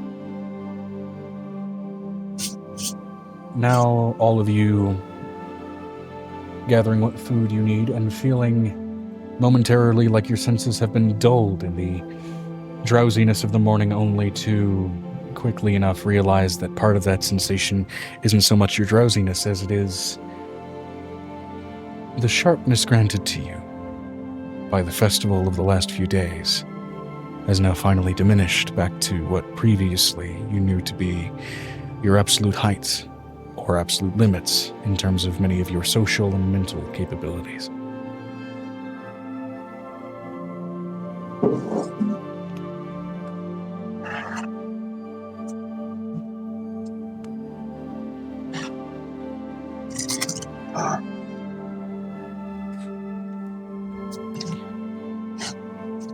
Given the events and the explorations of the last few days, of a pit beneath the town hall of this frosted-over little township, is there anything that you all would like to discuss amongst each other about what you found, what you may yet find, and what you may yet do? Particularly with one lacking all of her memories still at the moment for at least a few more hours, having probably nothing but questions at the moment. Would Blue have had Snips give the potion to Piccolo to give? Because Yes. Piccolo would have provided it, I'd say. well, maybe because these children look like a mix of us two, that's why she's taking it. It's like, if we have kids that look like each other, like us, I mean, it makes sense. Still, admittedly, Piper, there was something refreshing about revisiting a sense of naivete, even if for only a few hours. No, Fair. I don't like this. I'm scared. Hug me, I'm scared. Don't hug me, I'm scared. That wonderful YouTube series. Anyway, yes, she'll take it. All right. So, knowledge regained, you also now have some new context for some of the things that your amnesiac self retrieved. Shit, those bodies had wonderful information. But, oh well. And that metallic thunk at the bottom of the disintegration pit with the first body that you shoved in there yourself, just out of sheer OCD, if nothing else, rings out in your mind.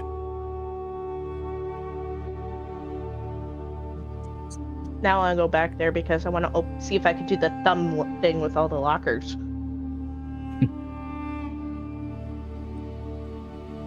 Hey, 3 out of 4 was good odds. Yeah, not bad at all. That also means I'm gonna look through all of the research and shit, and because I read stupid fast, that'll take me like an hour or two. Yeah, by all means. It's my newspaper for breakfast. Effectively, yeah. Which would at this point also be pretty immediately apparent.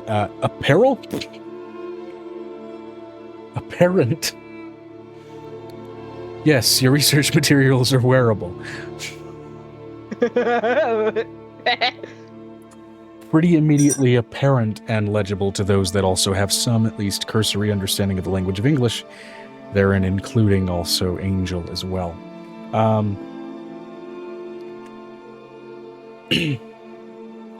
To which also, at least out of that first locker, a lot of those materials seem to be, for the most part, explanations and diagrams of a lot of the mechanical insights into effectively the tanks that those brains were placed into, and how that interfaced and kept alive that biological material, and effectively how it affected the centers of the brain in terms of providing a simulation, even without the other extended nerves from the body outside of just the brain and the stem itself. Yeah, I think that's one of those things I'm gonna flag down an adult child of Angels and be like, hey, take this to your mother. Vinistra said, "Be right back." By all means. Flag down an Angel child and go, hey, give this this to your mother for safekeeping. We do not need this information getting out. Absolutely.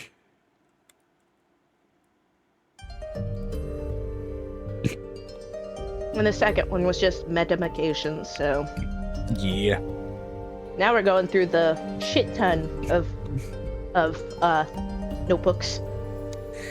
Next ones were notebooks which were noticeably, I mean, at least as far as historical value to places like Githove and everything else, these are direct first-hand accounts, at least from this facility, around the sort of limited pocket of time referred to in the histories as the Shattering. In the months and weeks leading up to it, as well as particularly with some more recent entries, the months, weeks, and years after it. Ooh. Okay, that's going in the bag with the Chronicle Dragon. Yeah. Which that is. As far as aftermath, it only goes up to, from what you can tell, about 8 years after the fact before the entries stop, and they don't really stop in a smooth fashion. Some of these are trailed off and start to delve into not really manic scratchings, but more depressed, saddened, defeated entries. With even one signing off from a researcher by the name of Vera. I have lost the will to continue placing ink upon these pages.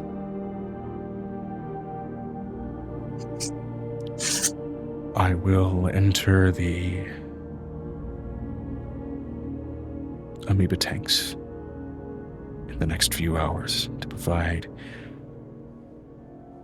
additional nutrients for those who are still suspended in those beautiful illusions that we placed them in hopes that I can grant them at least a few more years of ignorance and bliss from what we've done to this world.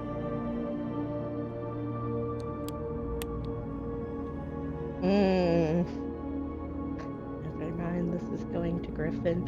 Which grants another bit of unfortunate insight. At least some of those amoeba-like structures that sort of cycled through and kept that material alive, both in Thomas Costner as well as a number of the others in the think tanks, some of that material was human. No, that's I'll see if I see Tansy. Can I see Tansy? Yeah, she's in here. She's among a number of other NPCs. She's just like, Tansy! Yeah, what's up? Just gives her the stack of notebooks. Ooh. Give these to Griffin and tell him, don't let anybody look into this. Okay, unless it's useful, right? Yes, he could look through for useful knowledge, but it's quite sad useful knowledge at the end of these books. What kind of sad? Like, oh, that's a depressing fiction, or like horror, body horror, body horror. Weird form of cannibalism, but not cannibalism. Okay. Just give it to Griffin. He'll read it and understand. Sure. I don't know if Angel would be okay with reading that. Might make her sad. Angel's in a good mood. I don't want her sad. Might make her want to resurrect somebody who made peace with their death. Yes. Yeah, okay, I'll bring it to Griffin. Oh my god, please don't do this. Please don't let me break this. Oh, I just got this, please.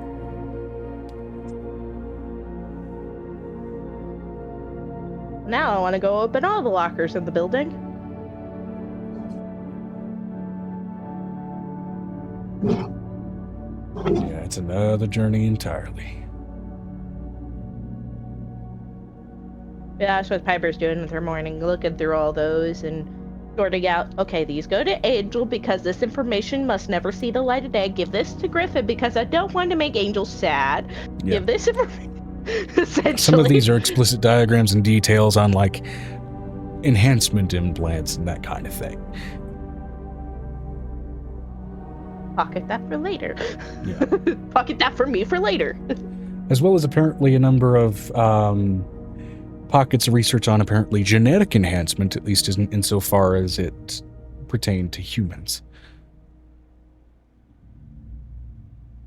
Iber just having a moment of genetic enhancements to human goes, I'm not fire. Just A lot of the first fire. few volumes involved like eliminating genetic diseases and preconditions. Then started to rapidly delve into enhanced strength, durability, and steadily more dangerous avenues of research in terms of modifying the human genome. And that goes to Angel to never see the light of day. Piper's like, okay, I am The so front okay. end of it. This is objectively holistic, useful, and humanitarian. And then it quickly gets into militant shit. Militant eugenics, yeah. Let's not let the humans see this part. This front part, sure. This back part, no. Out of character, wouldn't she want to rip out some of the first pages? Like I said, this first part is fine. This part, Angel, please make this never see the light of day. As a side effect, I would assume, especially Piper being a medically inclined character, you probably have some parchment and some ink next to you to copy down what you feel like is directly useful for extra use. Yes, and Angel taught Piper Mochizuki Cipher, right? Yes. Okay, she would probably write it down in that, so most people reading it can't read it. Sylvan version. 'Cause I'm pretty sure they came up with a silver version. Sylvan. Bleh. Yeah, which a particularly concerning chapter in terms of the weaponized genetic enhancements was something that it was still in the research stages of apparently virally transmissible genetic contagion. Oh, absolutely not. I will set it on fire on this table. All right, while eating Not breakfast, if you suddenly know. Piper just goes to one of the pages in the notebooks.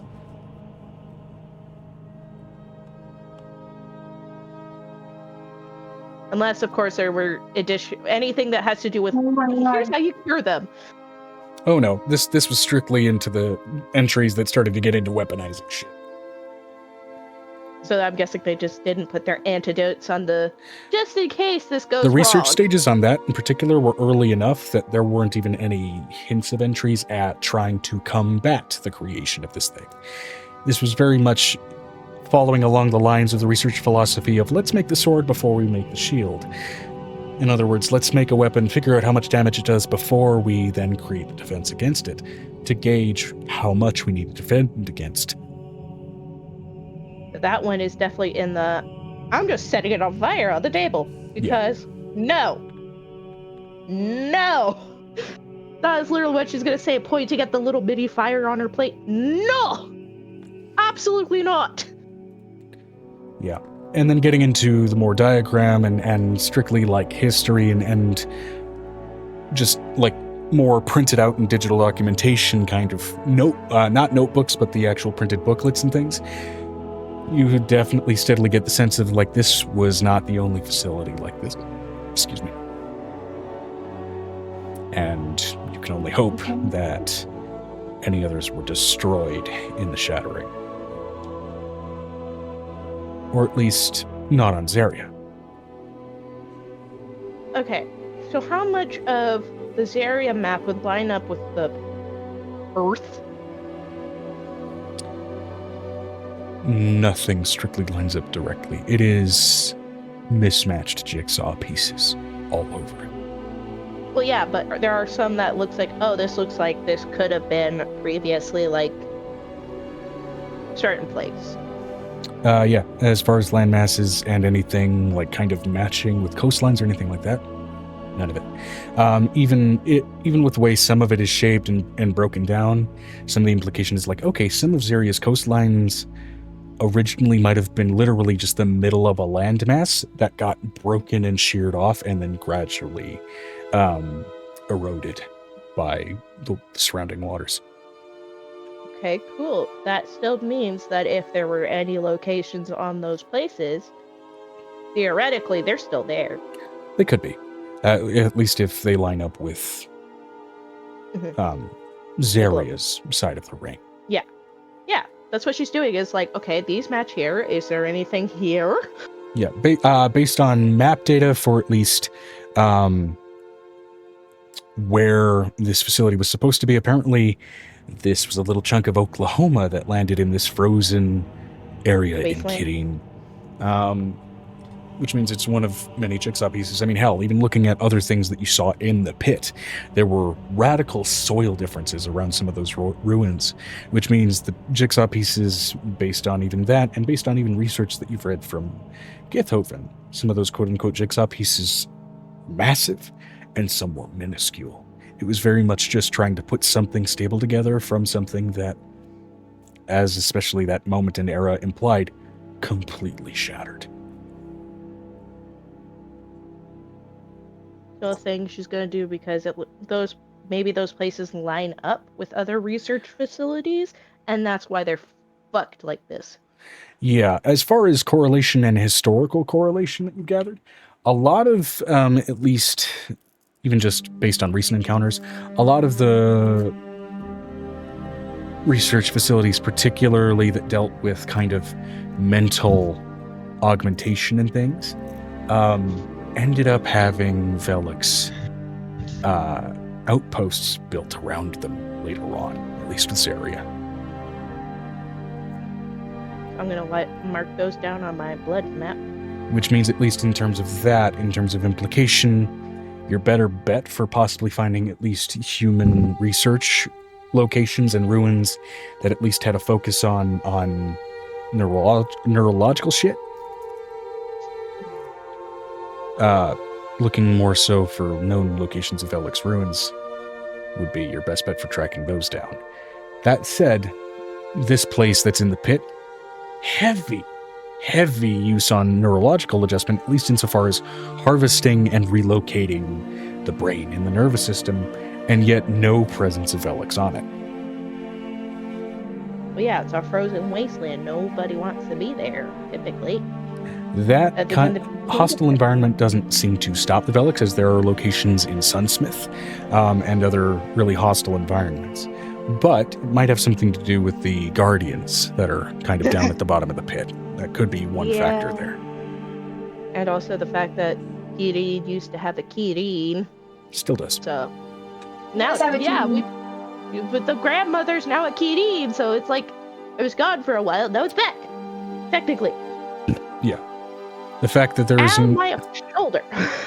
no apparent Velix ruins, at least even around that immediate region, might very much have a lot to do with just kind of pre-existing magical protections in that region. But notes to have Tansy hand off to Griffin. See if maybe he can figure out where some of these places might be.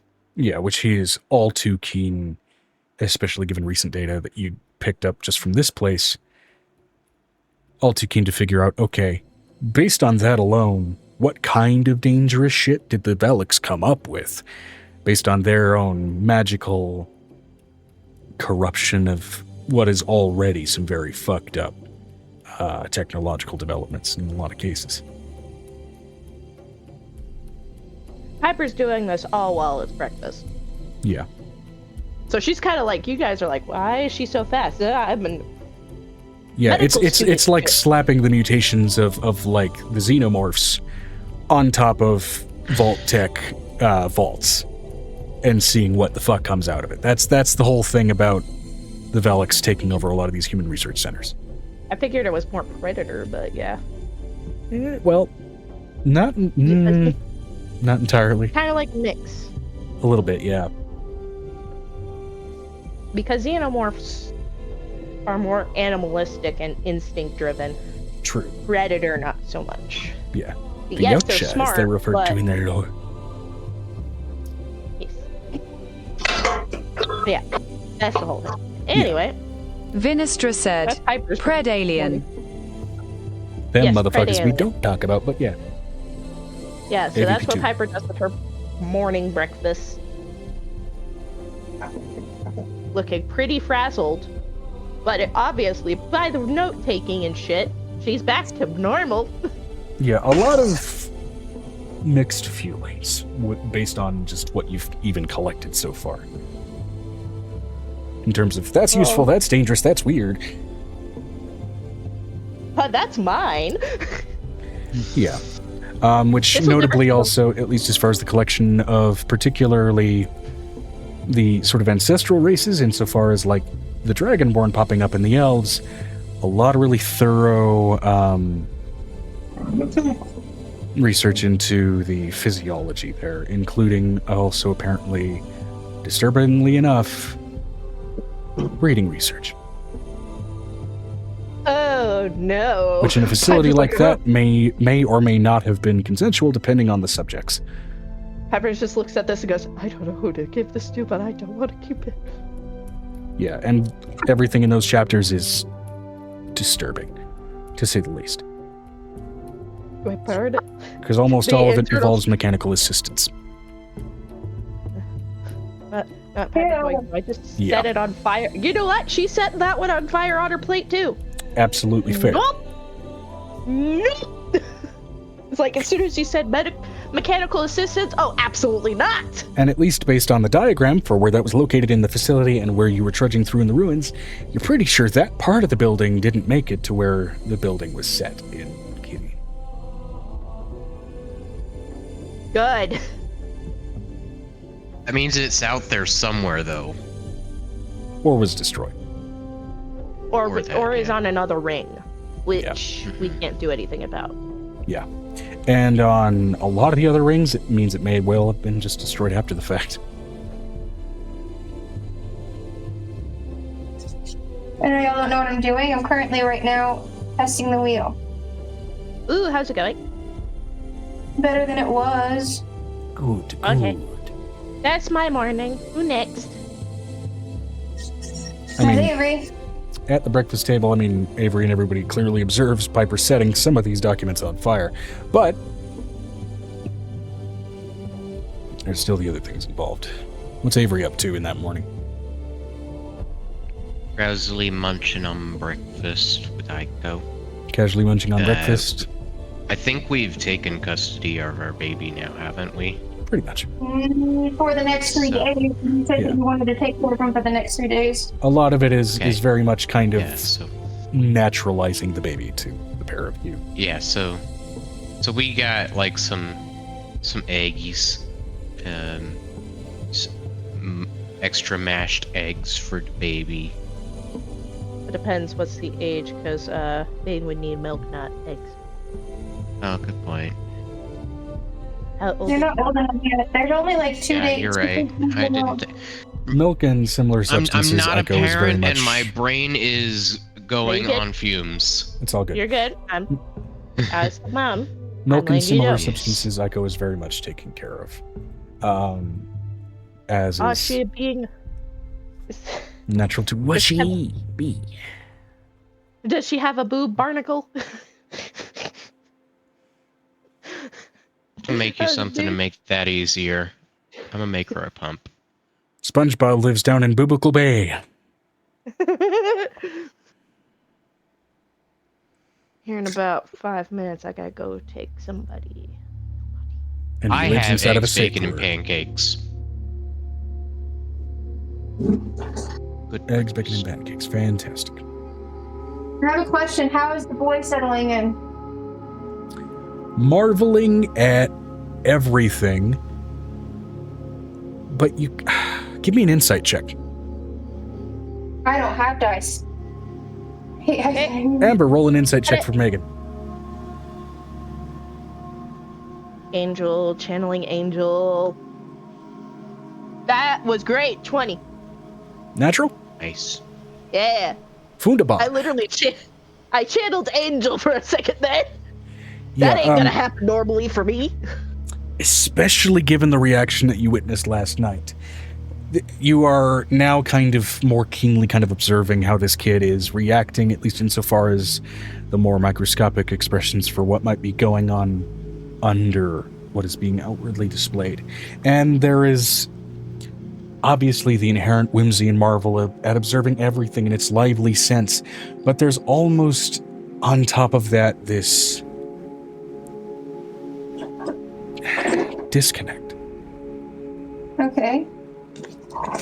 This subtle internal hesitance with everything he's observing, as if to almost immediately read like he's questioning if it's real, if he's still trapped, if he's actually free, or if anything ever was real. It's this extended, tortured maturity trying to reconcile with its youthful body, the still youthful aspects of the mind that goes with it, and the reality that surrounds it. I'm gonna kind of approach him, Joe. That's okay. I'm gonna see where he's sitting at, kind of like mentally. I'm gonna sit down next to him. Seeing if he calls me mom or what we've got going on right now, where we are at the growth state right now. Sit down, and I know there's a stereotype around like the Gen Z stare, that 1,000-mile stare that some of us have when we zone out. Right? That there's very much that kind of 1,000-yard stare for a moment that you see with the kid before, like a light switch, he turns to look at you. Hello, little one. What you doing? Hi, How you feeling? Feeling good, feeling great, feeling, You want to be honest about it?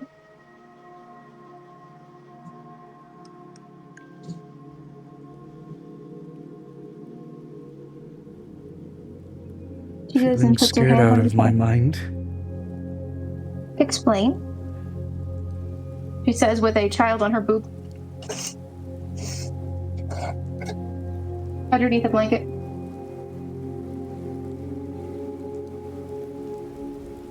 Go slow. And explain it to me. I don't know what much of your world is like besides what Griffin has told me. So I can't fix anything or help you if you don't talk to me.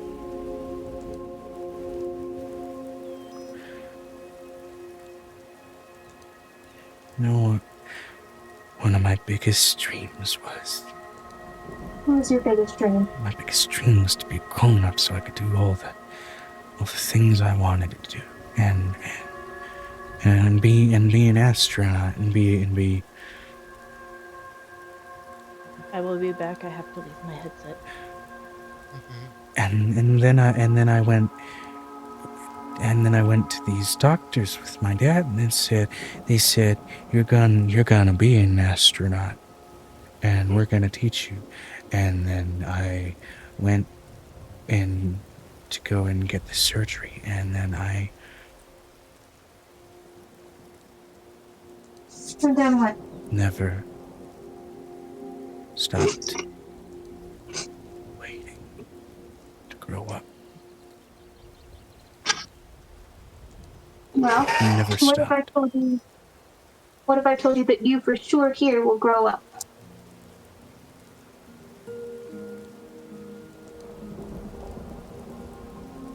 You don't know how many times I heard that. Well, I don't have any reason to lie.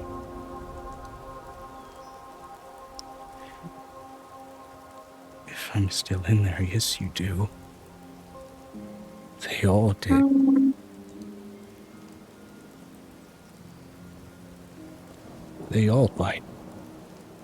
Well, how about if I give you something to take care of yourself to prove to you that it's not, like, it's not, you're not gonna not grow. How about if I prove you that?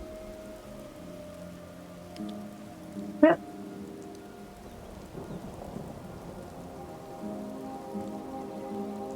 bet your daddy never gave you a dog or a cat or a friend to take care of.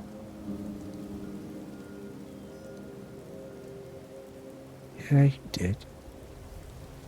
And what did he give you?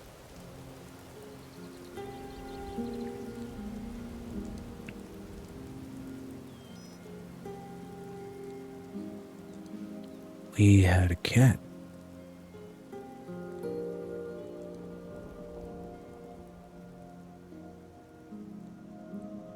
It's been Kind of so cat. long that I don't remember his name.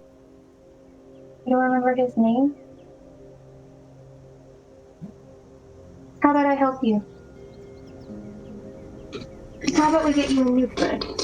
Because I bet you that cat blew up on that world that you're on.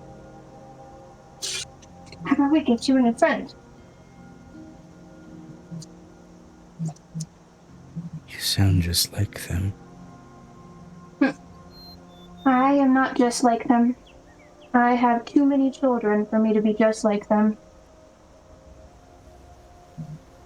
She looks over at him and she puts her hand. You want to see something really cool? You want me to prove to you it's real?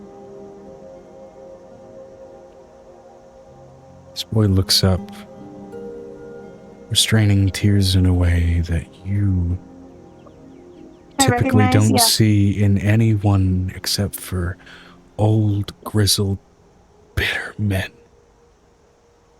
For myself. With a shaky breath, this little boy just says, please.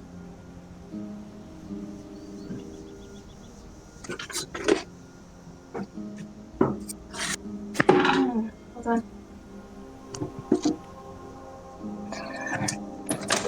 She's gonna go and she's gonna go upstairs to her room and she's gonna take him with her. She's gonna put the baby down and hand it over to Nicodemus and say, here, your turn to feed. Absolutely. I'm going to take this little one, something improve him. Nick starts to walk into another room as you hear as he pops out a bit of a something out of his own chest. Changelings, y'all. Sorry. I'm trying to wash my hands so I can talk to you. Oh my god, get off my hands!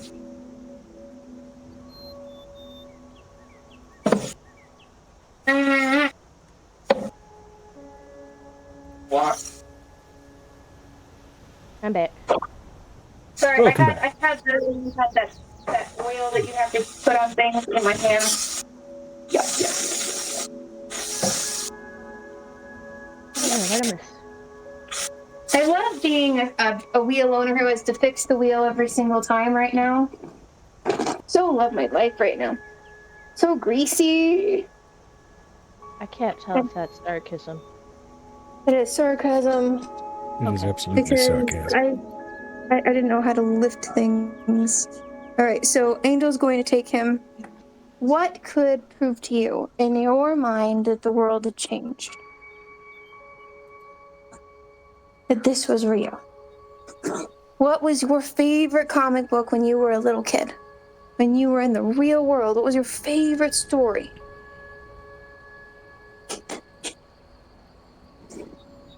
Oh my god, there's grease in my nails.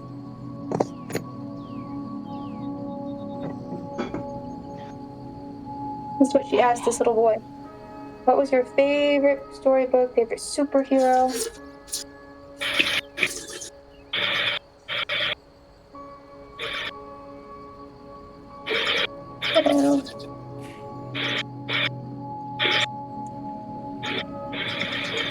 Joe? I really liked Tin Man. The Tin Man? This being an implication of a universe where apparently the story of the characters of The Wizard of Oz was a superhero comic book story where all of them had fucking superpowers. Based on what they were. That's a very strange one. I don't think I have anything. Let me ask. She looks over at Griffin. Do you have anything from the Tin Man? Old comic book from back in the day? Wow. That was kind of, yeah. Yeah, no, I got it. Can you show it to me? Yeah. And he basically shows off through a series of illusions to basically catch you up, as he doesn't really have any physical copies. It's taking all of the standard sort of Wizard of Oz characters and exaggerating their quirks into superpowers. So in the case of the Tin Man being a lumberjack, he had this superpowered axe and could basically blow superheated smoke out of the cap in his head. The Cowardly Lion could morph into a whole pack of lions. The Scarecrow... Brain just turned off. The Scarecrow. That's about right. The Scarecrow, the brain turned off. If he only had a brain. Yeah, the Scarecrow was a bit of a slapstick superhero, ended up accidentally saving the day a lot of the times, and weirdly enough, had a power over fire despite being highly flammable. And Plastic Man. That just sounds It's not untrue in the actual stories. But why is it on my fingers? And then Dorothy was Deadpool, because she came from the real world. Great, awesome. Okay, but what was Toto? She looks at him, she goes, let's try something a little different. What was your favorite movie back in the day? I can't reproduce that comic book. I'm trying to show him Yellowed Paper, Joe. Yeah. His favorite movie back in the day. You're not helping me with the Yellowed Paper situation right now. Yeah, we'll just say the classical version of Wizard of Oz. As the film. It likes Wizard of Oz. All the way down to the horrible mistreatment of Judy Garland. But that wasn't the only thing. There was... Oh yeah, and toxic paint and all kinds of shit. No. All the way down to the horrible treatment of the Munchkins. Oh yeah, horrible treatment of almost everybody in that film, honestly. Or lady who caught Because fire. agencies in the film industry was fucked back then. But either way. On set, just so you know, it's actually one of the movies. Yep. I know that most people don't know that, but there's a book on it, all the horrible things that happen. Vinestra said, "Back again, sorry." Welcome back. She looks over that little boy, and she's Yeah. like, all right. Angel's She pulls out busy her fighting, trying to untraumatize a child. She pulls out a copy of The Wizard of Oz, the copy that she got when she was little, and how yellowed and worn and broken the book is. And it's written in the original English.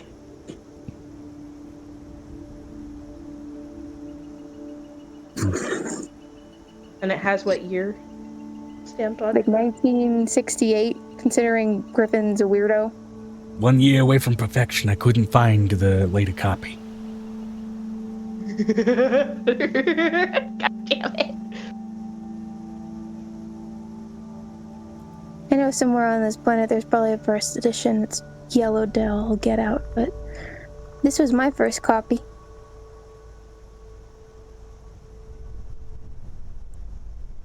Couldn't read anything in the dream. Well, on this one you can. Words didn't form right. So read the words. Tears fall from this child's face. I can't. She sits around him. I've forgotten how. Well, then we're going to do a book that I like. She goes over and pulls out one of her favorite kids to read to the kids, which is Dr. Seuss. But the cue that these letters are actually structured into words is a massive, massive hint that he is somewhere real. And you can see that sort of relaxation in the tension of his shoulders on seeing that, even though he can't piece together even a lick of the meaning of any of it. These books are a little too old for you, considering. As chapter book's a little old. So she pulls out The Grinch Who Stole Christmas. And she starts to read The Grinch Who Stole Christmas for him.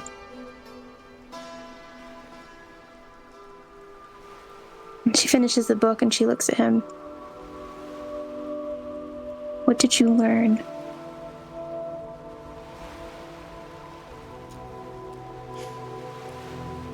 I'm not dreaming anymore. Yes, That's not what the book was about. She looks at him. This boy does not care, as with flooded tears in his eyes, he leans in and hugs you, and this boy isn't loudly weeping. It is the soft, soundless, shaking cry of a broken soul. She goes, come on. She takes his hand. I know that Rice Bowl just had some kids.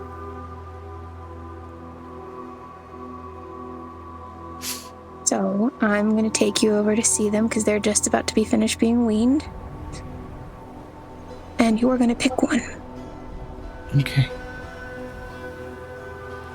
And then we're going to find you a stuffed animal. You're going to pick your favorite animal of all time, and then I'm going to make you a handmade stuffed animal with my own 2 hands. How about that? He wipes his eyes and wipes his nose with that clear snot bubble just getting rushed away. She takes out a handkerchief from nowhere and does the mom thing, not necessarily licking his face, but literally just making him blow his nose. Yeah, dabbing it. Okay. She takes him over to the kittens, and there's a couple of calico. There's some black, white, and orange tressum. You have to pick one. I'm going to, upon seeing the cats, I'm going to roll a history check with disadvantage for this child to see if any of them proc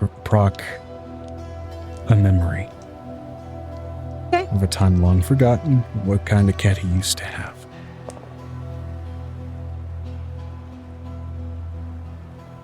I'm gonna give you advantage. How about that, DM? That flattens it out to a single roll, so it's 3. So instead, I'm just going to go with what he gravitates to. Just naturally based on the attention of the... But you have to do me a favor. You have to pay me 1 smile. 1 big smile.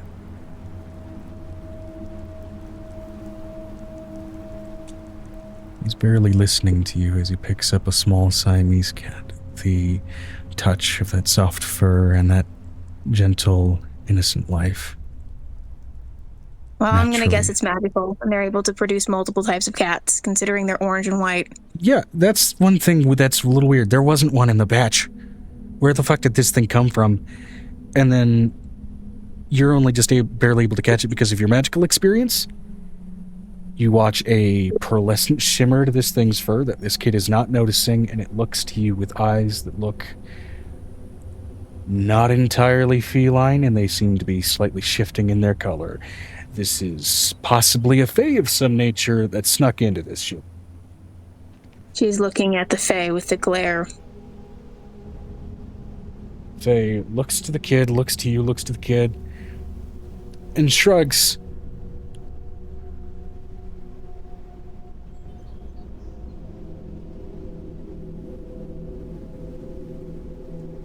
He's going to speak in a low Sylvan. Do not mess with the child. Doing its best to mask its Sylvan response with meows and purrs. It's like, the kid is broken and crying, and I have been bored for like 2,000 years. Making a kid smile is the least chaotic thing I could do. Yes, but he's going to expect you to stay.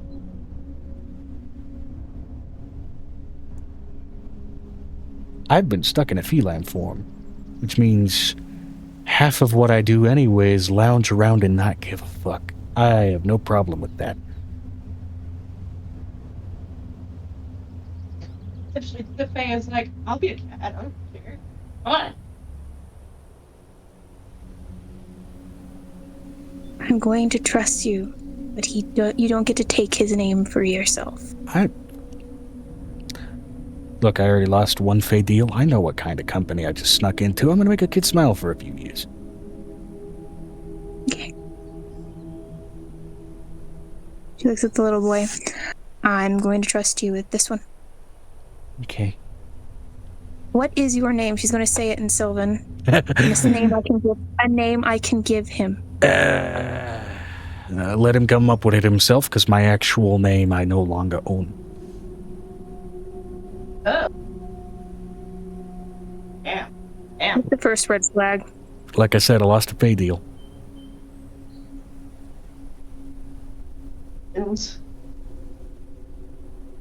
Avery would think this is hilarious. Her thought process. I mean, Piper is listening intently because she's like, I can multitask. Can Amber in real life? No. But can Piper? Yes. She looks over at this little kid. I'm going to tell you that this little kitty cat is not just a normal kitty cat. Mm-hmm. He's super special. So you have to feed him every day. You have to give him lovin's and scritchins. But you gotta pick a name for him. Okay. Bring him to the table.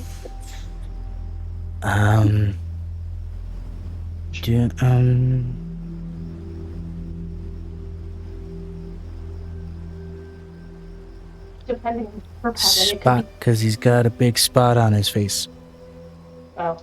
What It's a about Siamese, which means the whole fucking face is a goddamn spot. What about boots? Because he wears boots. Nick lightly nudges you with that suggestion. Like, very much kind of a, the fuck? I resemble that remark. I'm letting you know that my aunt's cat was named Boots.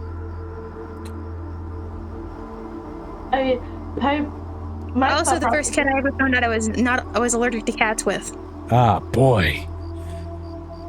Okay, Boots. My thought process, depending on the fur pattern, marshmallow. Actually, what if you give him a really stupendous name? I don't want to give him a stupid name. A stupendous, which means absolutely awesome. That's weird. Mm-hmm. So the longer version of stupid means awesome? Yeah.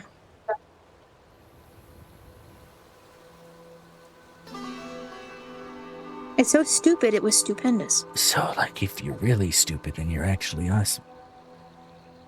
Sometimes. Okay. Joe, this kid wouldn't know the word stupid. He's only 5.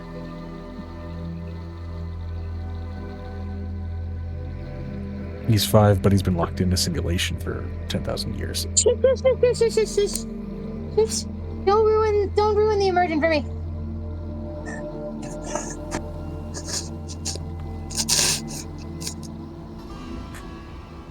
Vinestra said, I knew stupid at 5. So did I. It's a matter of what your parents taught We you. weren't allowed to say the word after they could learn to understand language. No. I didn't learn that word till I was 8 or 9. Yeah, he knows the word insofar as that grants you some insight into what words he learned around who his parents were or who his peers were. Stupid has different roots, so we're not going to use the word stupid. What about if we give him an awesome name? Boots is all about, the boots on his feet, but what if you give him a cool name? Did you ever read Iron Man? Or did you ever read... Tin Man? You could name him Tin Man.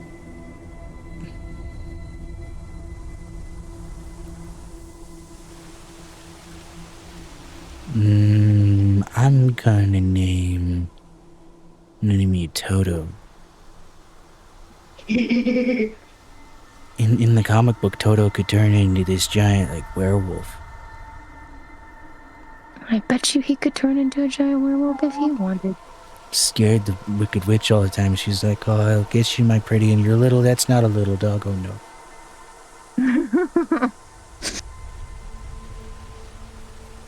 Alright, so what is it that you want to wear? Because your outfits need to be your own choice.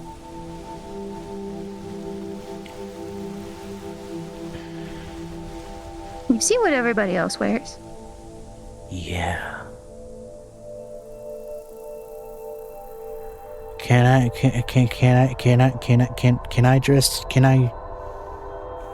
dress up like Obi-Wan? Yes. I want to dress up like Obi-Wan. Young Obi-Wan or old Obi-Wan? There's an old Obi-Wan? Oh, yeah. Oh my god. I want to dress up like the young one. Okay, then. He essentially bears the Getting this kid in robes that are some facsimile of Jedi robes is not hard with clothing that already exists. He takes this kid down to the tailors to give him different versions of the outfit, and literally gives him the visual of both Obi-Wans and shows him which one he wants.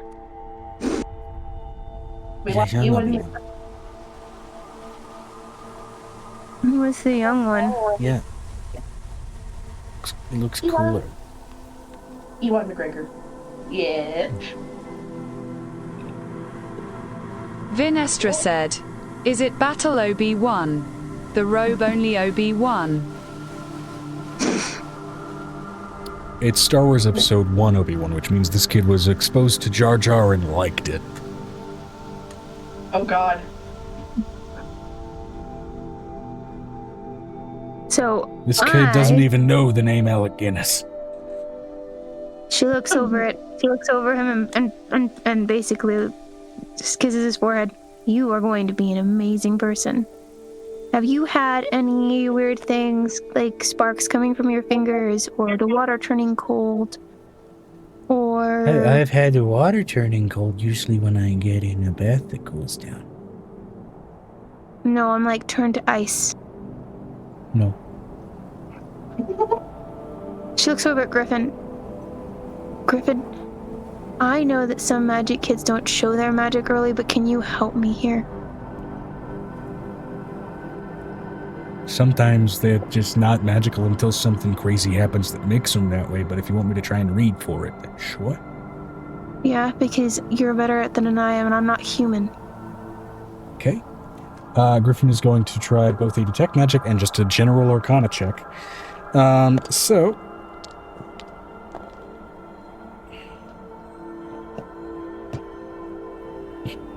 Okay. 25 arcana.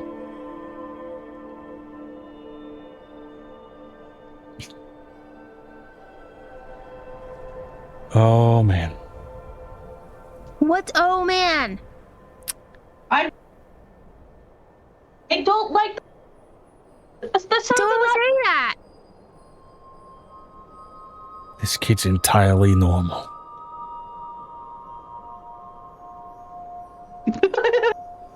Which means he gets to pick.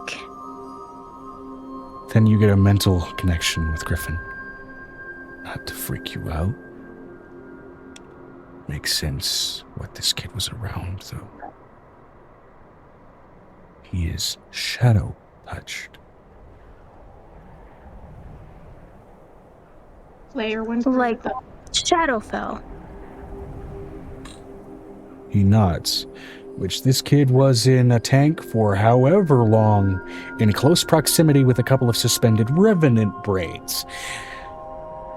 Which means this kid, when he eventually burgeons into any level of magical potential, means he could very well be a shadow sorcerer.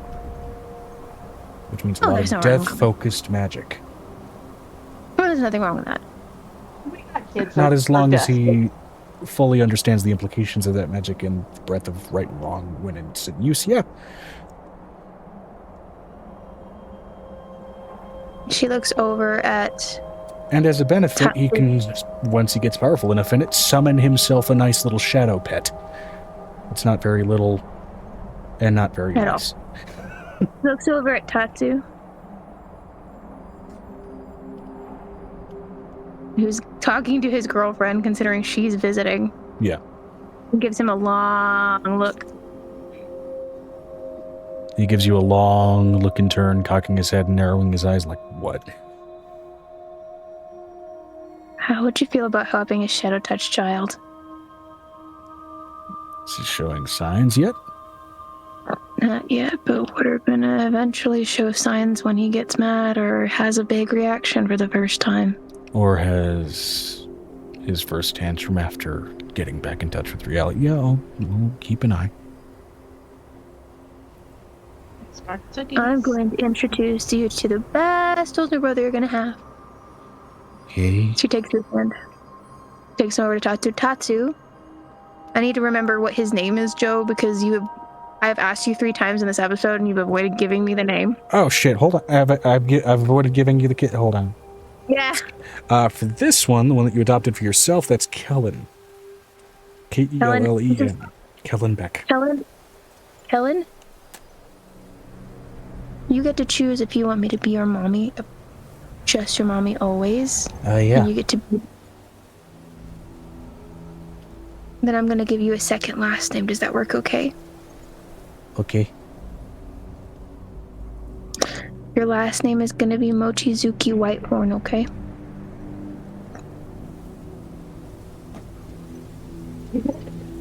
At the last part. Mochi Cookie. Mochizuki. What? I'll teach you how to write it later. Okay. But this is your big brother Tatsu. And Tatsu Okay. is actually my natural born son. Hi, Taco. His name is Tatsu. Can you say it? Tatsu. Like tater, like tater tot. You have tater tots? We do have tater tots in this world. I want tater tots. She looks over at one of the halflings. Can you get him some tater tots? Halfling just salutes you, mostly used to the weirdness at this point, but still befuddled at apparently this human child's lack of awareness of the world around him, not at all aware of the fact that this kid's effectively been displaced in time, and heads off into the kitchen. Oh no, she's gonna relay that like in hand signals, based considering that they've talked about when kids fall out of time, Yep. considering all of the other ones. Okay, gotcha. Right, good to know. Yeah. She looks over at him. Tatsu's mom is Alara. Who? Goddess of Shadow. She's his second mom. But I'm his first isn't mom. there like one god? And he's No, a there guy? are multiple. No, there are multiple gods in this world. But your god does exist. We do teach that. He just took a break. He had enough of our bullshit. He took a nap. I'm just gonna roll to see if this kid's brain breaks again. Let's ask real quick. What is Fenestra's reaction to Piper just randomly setting random documents on fire on her plate?